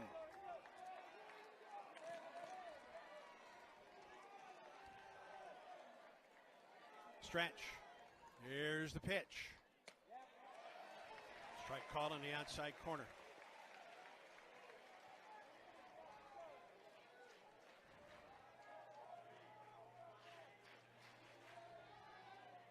South Carolina, the pitch. Swing and a miss, 0-2. Pitch diving down. That may have been a changeup. 4,000 or 7,434 starts to come to its feet. Hetzler comes set. 0-2 pitch to Apple. On the way. Line drive off the screen to the right. Count remains 0-2.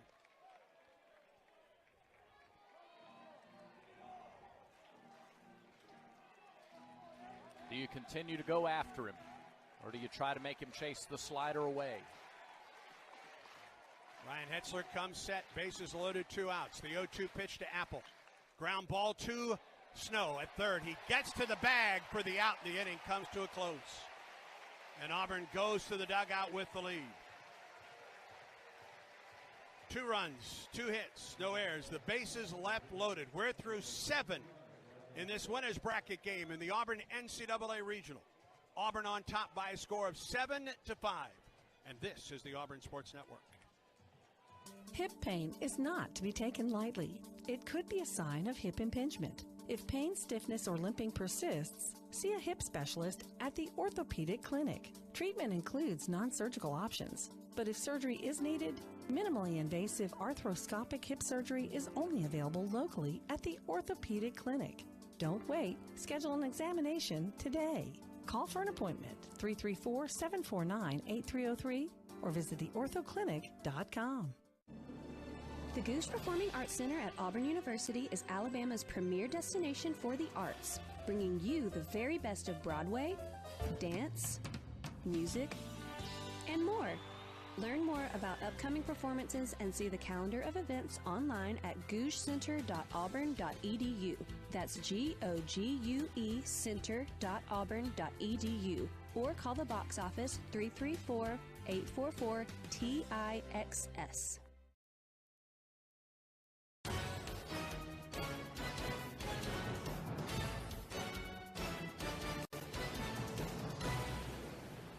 Auburn's lead is cut to 2. And the Tigers come to the plate in the 8th. Nelfi Lopez, who came in as a pinch runner in the bottom of the 7th, stays in the game and replaces De La Cruz at second base.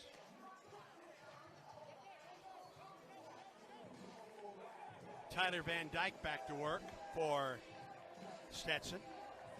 And he will get the 9, 1, and 2 hitters. This is what he started with back in the 6th, and he struck out Carter, Rembert, and Fabian. All right-handed hitters. Yeah. He is at 39 pitches right now. And he rocks and fires. Swing and a miss on a pitch that was outside. Bristol on the night is 0 for 3. He's lined to short, grounded to third, and struck out swinging.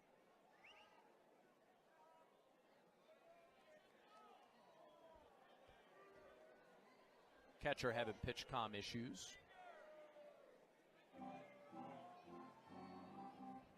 And he gets a replacement. So both teams' closers are now a bunch of pitches deep into this ball game. Now that's 40 pitches now for Van Dyke.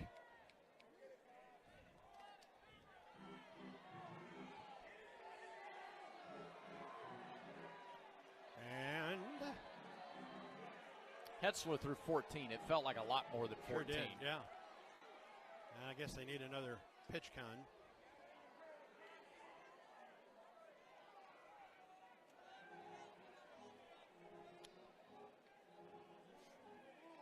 And they will get another one. Really for the catcher. Really handy way to speed up the game.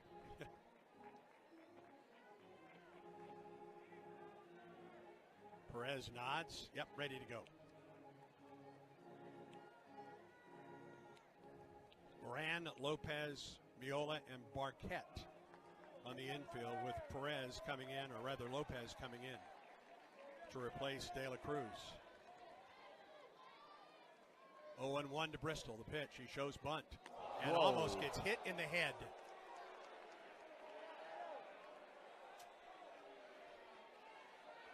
He squared the bunt and had to jump down, fall down, to not get hit in the upper torso by Van Dyke. 1-1 the count. I don't think he was trying to hit him, but he certainly was trying to move him off the plate. 1-1 the count. Wind and the pitch. Miss low. 2-1 the count. Came back with that slider down, and Carter did well to lay off that.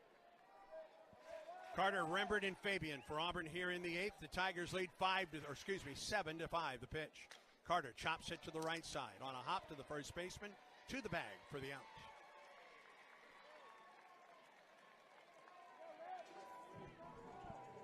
Second look at him now for the top of the order. And here's Rembert, 0 for 4 on the night. His second look at Tyler Van Dyke. He struck out on 3 pitches in the 6th. Rembert, 1 for 9 in the regional. Wind in the pitch. Fastball and a strike.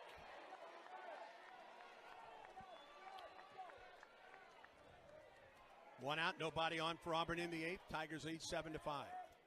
0-1. This low and away, 1-1 the count.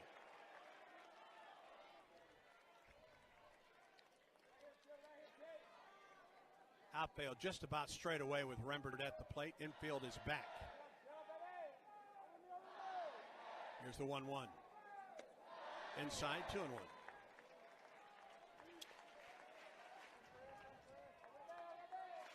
North Carolina State awaits the loser of this ball game tomorrow at 2. The winner moves on to the championship round tomorrow night at 6. 2-1 pitch. Rembert into right. Long run for Taylor. He is there near the line and makes the catch in foul ground. 2 down. Their outfielders cover a lot of ground. There's so much speed, particularly with Russell in center and Taylor in right. And here is Fabian.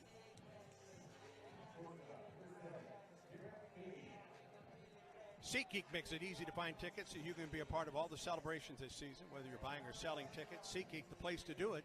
SeatGeek, the official ticketing partner of the Tigers. Expect the expected. SeatGeek. Fabian bats with 2 outs, takes the first pitch off the inside corner for strike 1. Sure. Derek is 1 for 3 since coming in for an injured Eric Guevara in the 4th. A bunt single, or excuse me, a swinging single in the 4th pitch. Swing and a miss. 0-2. He struck out looking against Van Dyke in the 6th, and now is behind in the count, no balls and 2 strikes. Would love to get Ike Irish in a second opportunity here in the 8th inning against this guy. 0-2 pitch to Fabian. Fouled back here on the fastball.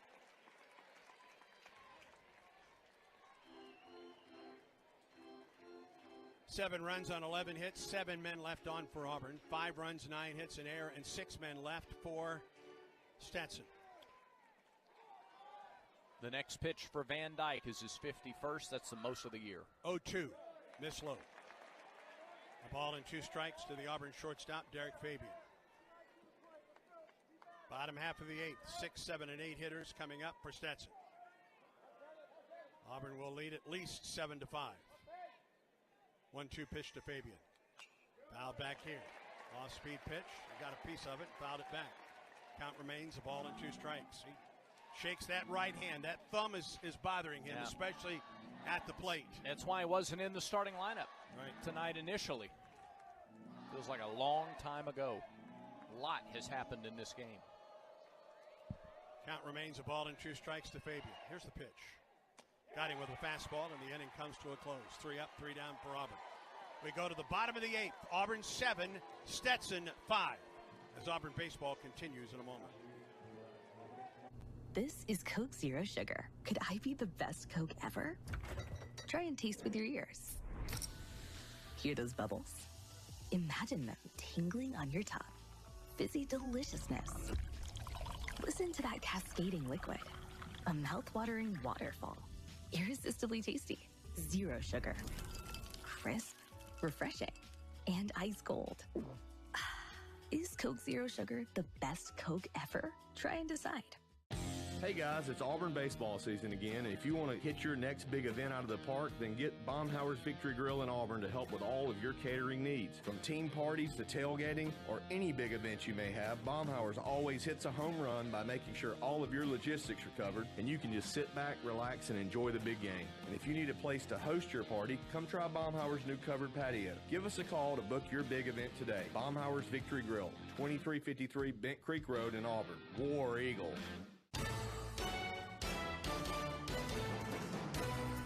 You're listening to Auburn Baseball at the NCAA Regionals. Now, back to Plainsman Park for more of the Tigers and Stetson. Ryan Hetzler back to work in the bottom of the 8th. Auburn, the visiting squad here tonight. The Tigers lead 7-5. It will be Taylor, Griffiths, and Russell for Stetson against Ryan Hetzler, who threw 14 pitches.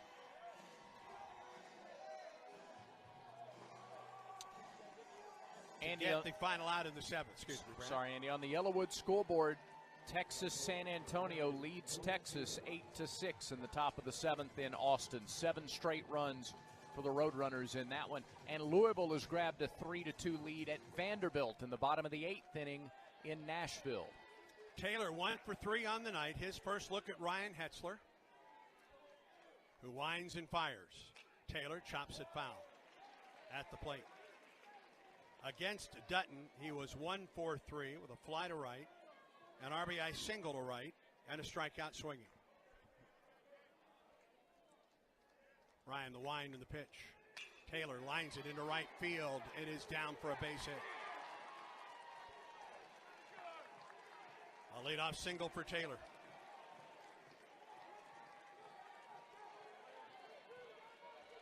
His second hit of the night. And here's Evan Griffiths.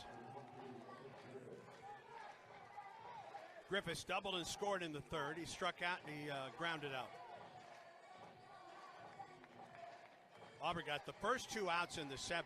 Dutton was within a strike on 3 different pitches of getting out of the inning unscathed. And that's when that inning kind of came off the rails. Throw to first, and Taylor is back. He is 22 of 22 stealing bases. And gets a huge lead at first base as Hetzler comes set. And another throw over, runner back. That was closer.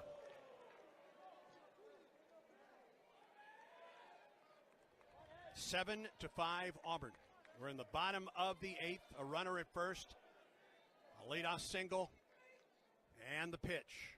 Misses low to Griffiths.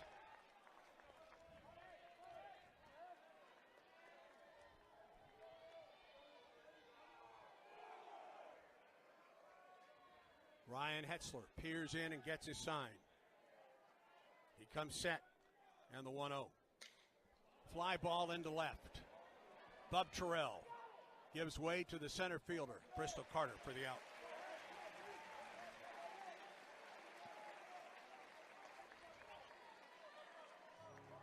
And here's Landon Russell. Russell is 1 for 2 on the night. He's been on base twice. He walked in the 3rd. An RBI single in the 4th. And a fly ball to right in the 7th. Taylor gets his lead at first base. 22 stolen bases strong. Throw over, runner back, close but safe. Griffin Graves has joined John Armstrong in the bullpen for Auburn in case. Stretch by Hetzler. First pitch to Russell. It misses low. A ball and no strikes. 1 out, a runner at first for Stetson in the bottom of the 8th. Auburn on top 7 to 5. Stretch in the pitch. Missed the outside corner. 2 balls and no strikes. Matthew Heil, a lefty, heads to the bullpen for Stetson.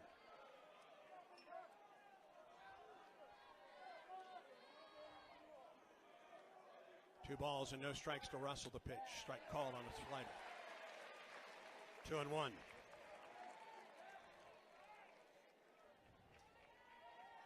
Russell has hit into just 1 double play this season.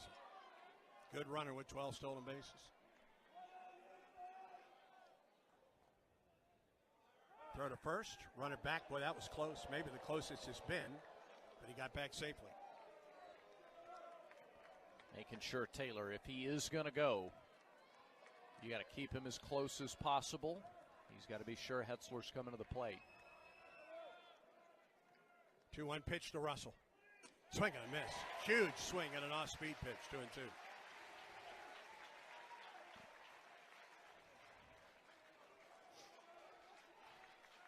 One out, a runner at first. Bottom of the 8th. Tigers lead by 2. 2 balls and 2 strikes to Landon Russell from Phoenix City. Throw to first again. Close but safe. That time the throw was over just before the lead was complete. Russell back out to that lead. 2-2 pitch. Fly ball into center. Long run, Bristol Carter. He's there to make the catch. Throw comes back in. Wisely, alertly, Hetzler went to cover second base as the ball was a little bit off the mark, coming back in. 2 outs.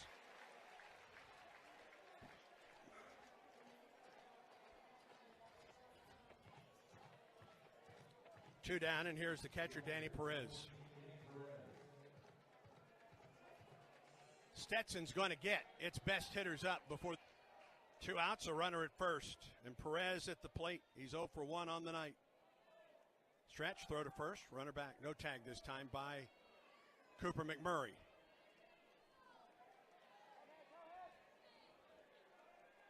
And Auburn is too, with Irish due to lead off the top of the ninth. Throw again to first. Runner back standing up this time. How much deeper does Van Dyke go for Stetson? We'll find out. First pitch to Perez. Nope, another throw over. Runner back. 2-run Auburn lead. 2 down, a runner at first. The leadoff single for Taylor, but flyouts to center by Griffiths and Russell. And there's a strike to Perez. It was his at bat that started all the drama in the 7th inning.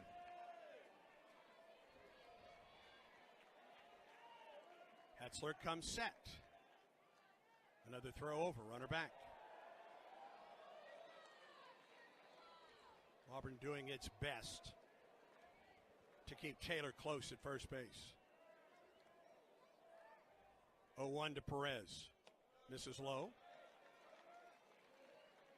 A ball and a strike to the Stetson catcher.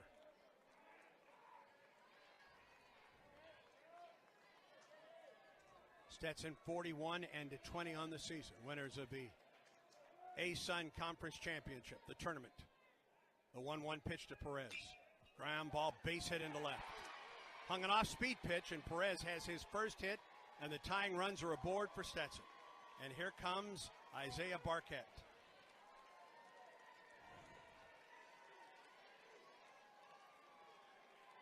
Yeah, you said it, just hung a breaking ball. The slider has not been as sharp for Hetzler in this outing as we have seen it other times this year. And that one he left up. Sam Downey will come in and run for the catcher, Perez. And I think we'll see Anthony Gonzalez coming in to catch in the top of the 9th. Double check and make sure he's the right guy.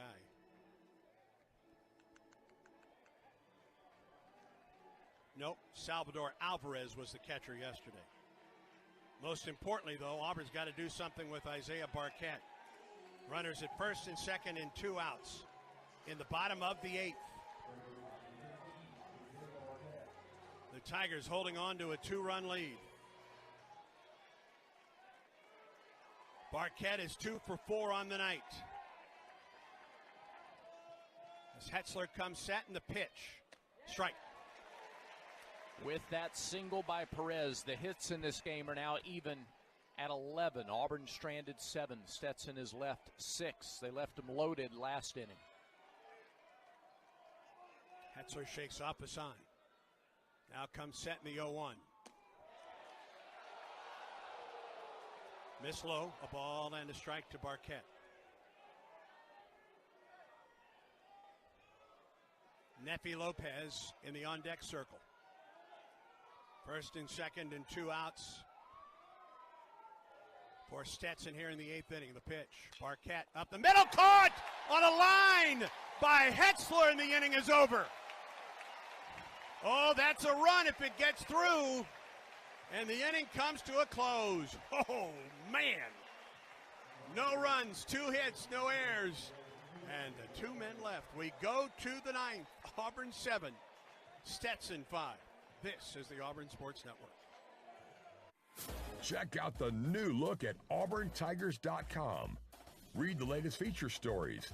Get critical game day information and graphics. Search videos and audio. Find out how to get connected by digital and social media or by joining Tigers Unlimited. Shop the AU Photo Store or buy your tickets to the next event on the athletics calendar. auburntigers.com, the official website of Auburn Athletics. If your day sounds like we need the report ASAP, you deserve Modelo.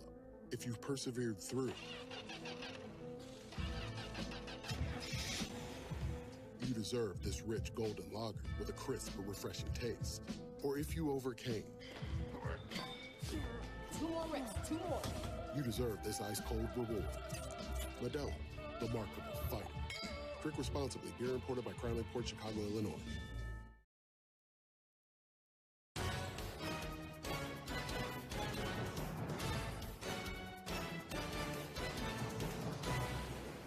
Three straight lefties coming to the plate for Auburn in the ninth to face the right-hander Tyler Van Dyke. Irish, McMurray, and the switch-hitting Steele. Before we get there, with Auburn leading 7-5, we pause 10 seconds for station identification on the Auburn Sports Network.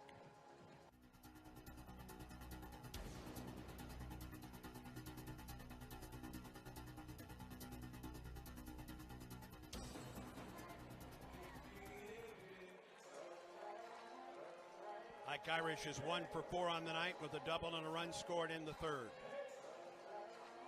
His second look at Tyler Van Dyke. 53 pitches for Van Dyke as he works to Auburn in the ninth. The Tigers lead Stetson 7-5. Here's the wind and the pitch. Inside, ball 1 to Irish. It's a season-high pitches for the closer, Van Dyke. They brought him in the game in the 6th inning. Gave up the 2 runs that are the difference in this game back in the 7th. The 1-0 pitch. Irish drives it deep into left field, back into the canyon. That is gone! Gone! 17th round tripper for Ike Irish.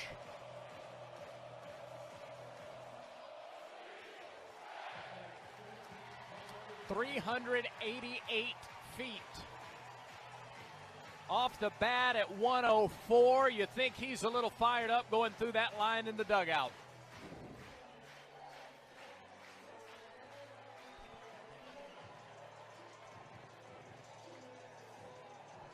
And here's McMurray. 8-5 Auburn on top. Just the 3rd home run surrendered this year by Van Dyke. Pitch to Cooper. Curveball. Oh, there's a strike. My goodness.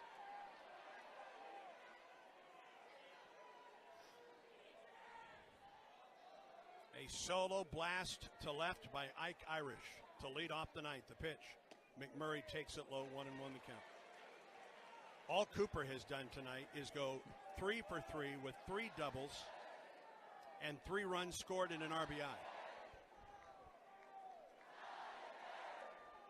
Wind and the 1-1.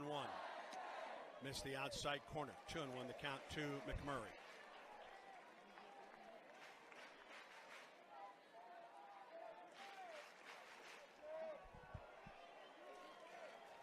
Now the 2-1. Cooper chops it to the right side. First baseman backs up, fields and throws to Van Dyke, covering it first for the out. That was a couple big dudes closing in on the first base bag. 1 out. Butch Thompson reminded him, as he's talked to him all season, about how this weekend run as fast as you can to first base. And we've seen it, man. We've seen full-out sprints on some routine ground balls. It has been the mantra all season long. All season, yep. 1 out, 1 in for Auburn. Here's Lucas Steele, is 0 for 3 on the night. Van Dyke, the wind in the pitch. Curveball. In there for a strike.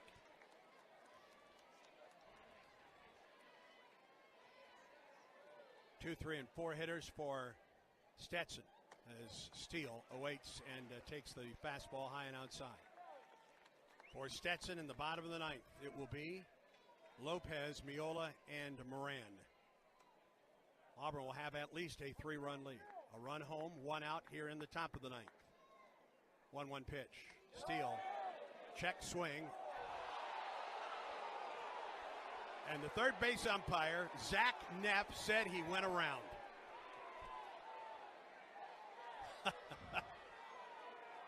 One ball and 2 strikes.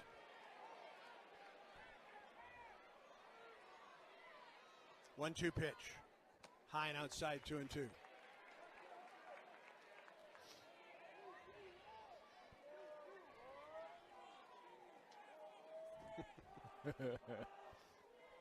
2-2 to Steele.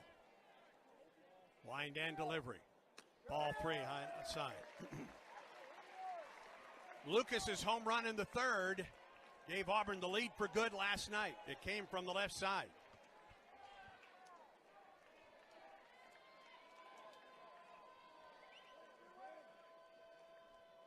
Three-two pitch. Ground ball up the middle. Shortstop was almost pulled the first baseman off the bag. A bit of a casual throw by Miola, but a nice job by Moran to stay on the bag. 2 outs. Perfect defensive placement. That's a bouncing ball up the middle for a hit otherwise, but Miola was playing there behind the bag, and he did. He just sort of lightly tossed it over there. And with 2 down, here's Eric Snow, who had one of the big at-bats in this ball game. It came in the 7th. It was a bouncing ball through the right side that bounced over the second baseman's head, kept Auburn's inning alive, and he came home to score. Pitch on the way. Eric takes it inside for ball 1. 3 straight multi-hit games for Snow. Played both shortstop. Well, he's played second, short, and third for Auburn this weekend. 1-0. Eric swings off the end of the bat into left. Apple is there, and we go to the bottom of the 9th. A leadoff home run by Irish gives Auburn a 3-run lead, 8-5. 2, 3, and 4 hitters coming to the plate in the bottom of the 9th for the Hatters. Auburn 8, Stetson 5. Stay tuned. Auburn baseball continues in a moment. Let's huddle up and make things happen with the only cards for the Plains. The Auburn University Regions Visa Debit Card and Prepaid Regions Now Card. They're a win for your wallet and a big War Eagle, whether you're purchasing stuff for game day or every day. Want to go all in on confidently showing your Tiger pride? Order your card now at regions.com/GoTigers. Regions, official bank of the SEC. Member FDIC. Terms, conditions, and fees apply.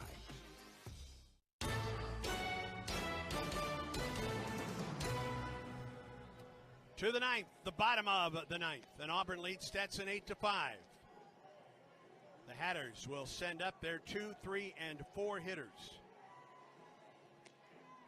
Let's see if they send up Lopez, who came on as a pinch runner and stayed in the game to play second base. Whomever will be followed by Miola, then Moran. And we will get a pinch hitter.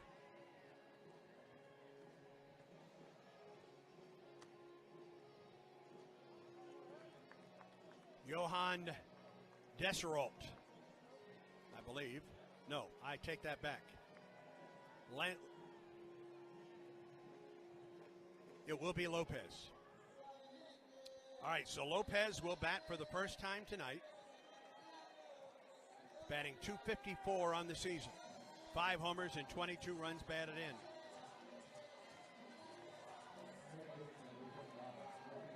Left-handed hitter against the righty, Hetzler.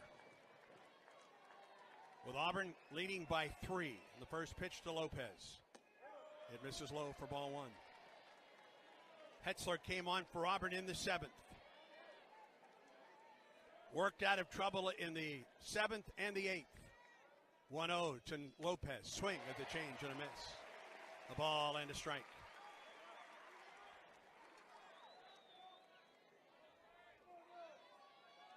Miola and Moran to follow here in the 9th inning. Tigers lead 8-5. The pitch. Lopez swings and misses. And a pitch down and in from Hetzler. 1 ball and 2 strikes the count.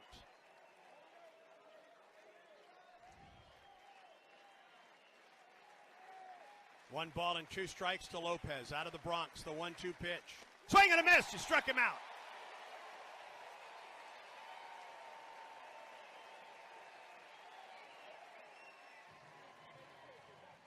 One out in the 9th. Then here's Lorenzo Miola.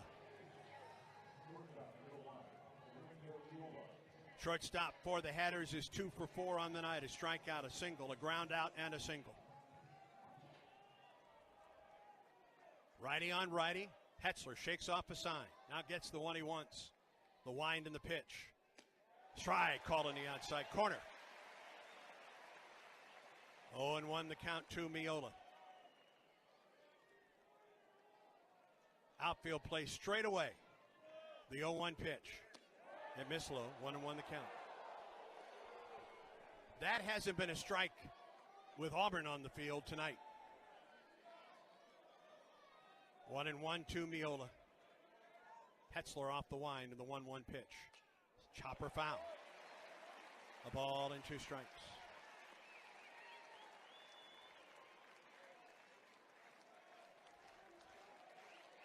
$7,434 in Auburn. Program record. Making noise here at Plainsman Park. In and around this ballpark. Here's the 1-2 to Miola. On the way. Chopper, third base side. It's foul.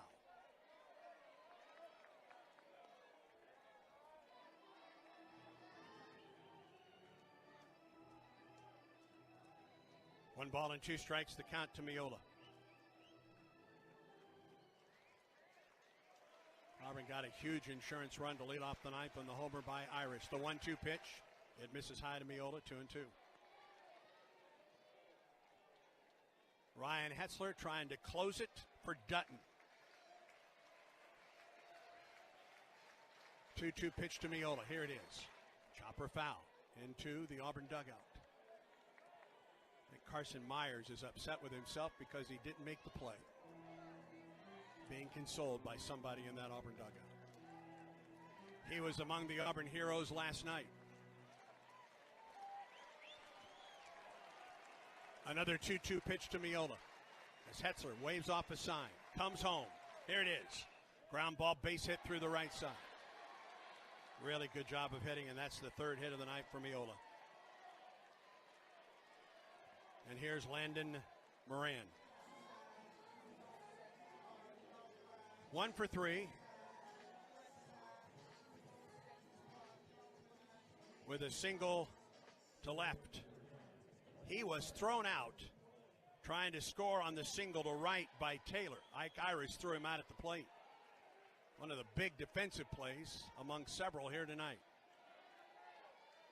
1 out, 1 on for Stetson. Auburn 8, Stetson 5. Stretching the pitch to Moran. Strike on the outside corner. The right-hander, Hetzler, against the left-hander, Moran.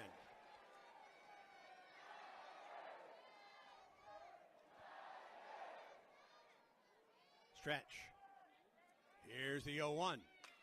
Up the left side, out of play, 0-2. As that one sails to the top of the Tiger Terrace. Hetzler's been able to get to 2 strikes on every hitter in the inning. He struck out Lopez. Gave up a 2-2 single to right by Miola. He's now ahead of Moran, 0-2. Stretch, the pitch. Fly ball into left. Bub Terrell back at the track. He makes the catch. Just at the edge of the track in front of the bullpen. 2 outs. Woo. That ball kept carrying. Now 7,434 come to their feet. And here is Foster Apple. 0 for 2 on the night with a walk and a run scored. Miola at first, now 2 outs in the inning. We're in the bottom of the ninth with Auburn on top by a score of 9. Miola at first, now 2 outs in the inning. We're in the bottom of the ninth with Auburn on top by a score of 8-5. Hetzler off the stretch. He steals second base, and the pitch is a strike to Apple.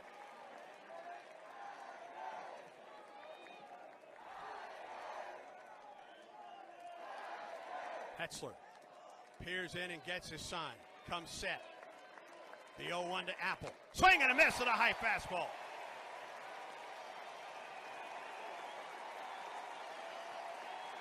Auburn a strike away from the winner's bracket, the championship round of the Auburn-Alabama Regional. Hetzler shakes off a sign, comes set. The 0-2 pitch to Apple. Here it is. He struck him out. A fastball in there, and the Tigers pour out of the dugout, and Auburn wins. An Auburn Tiger winner. Auburn 8, Stetson 5.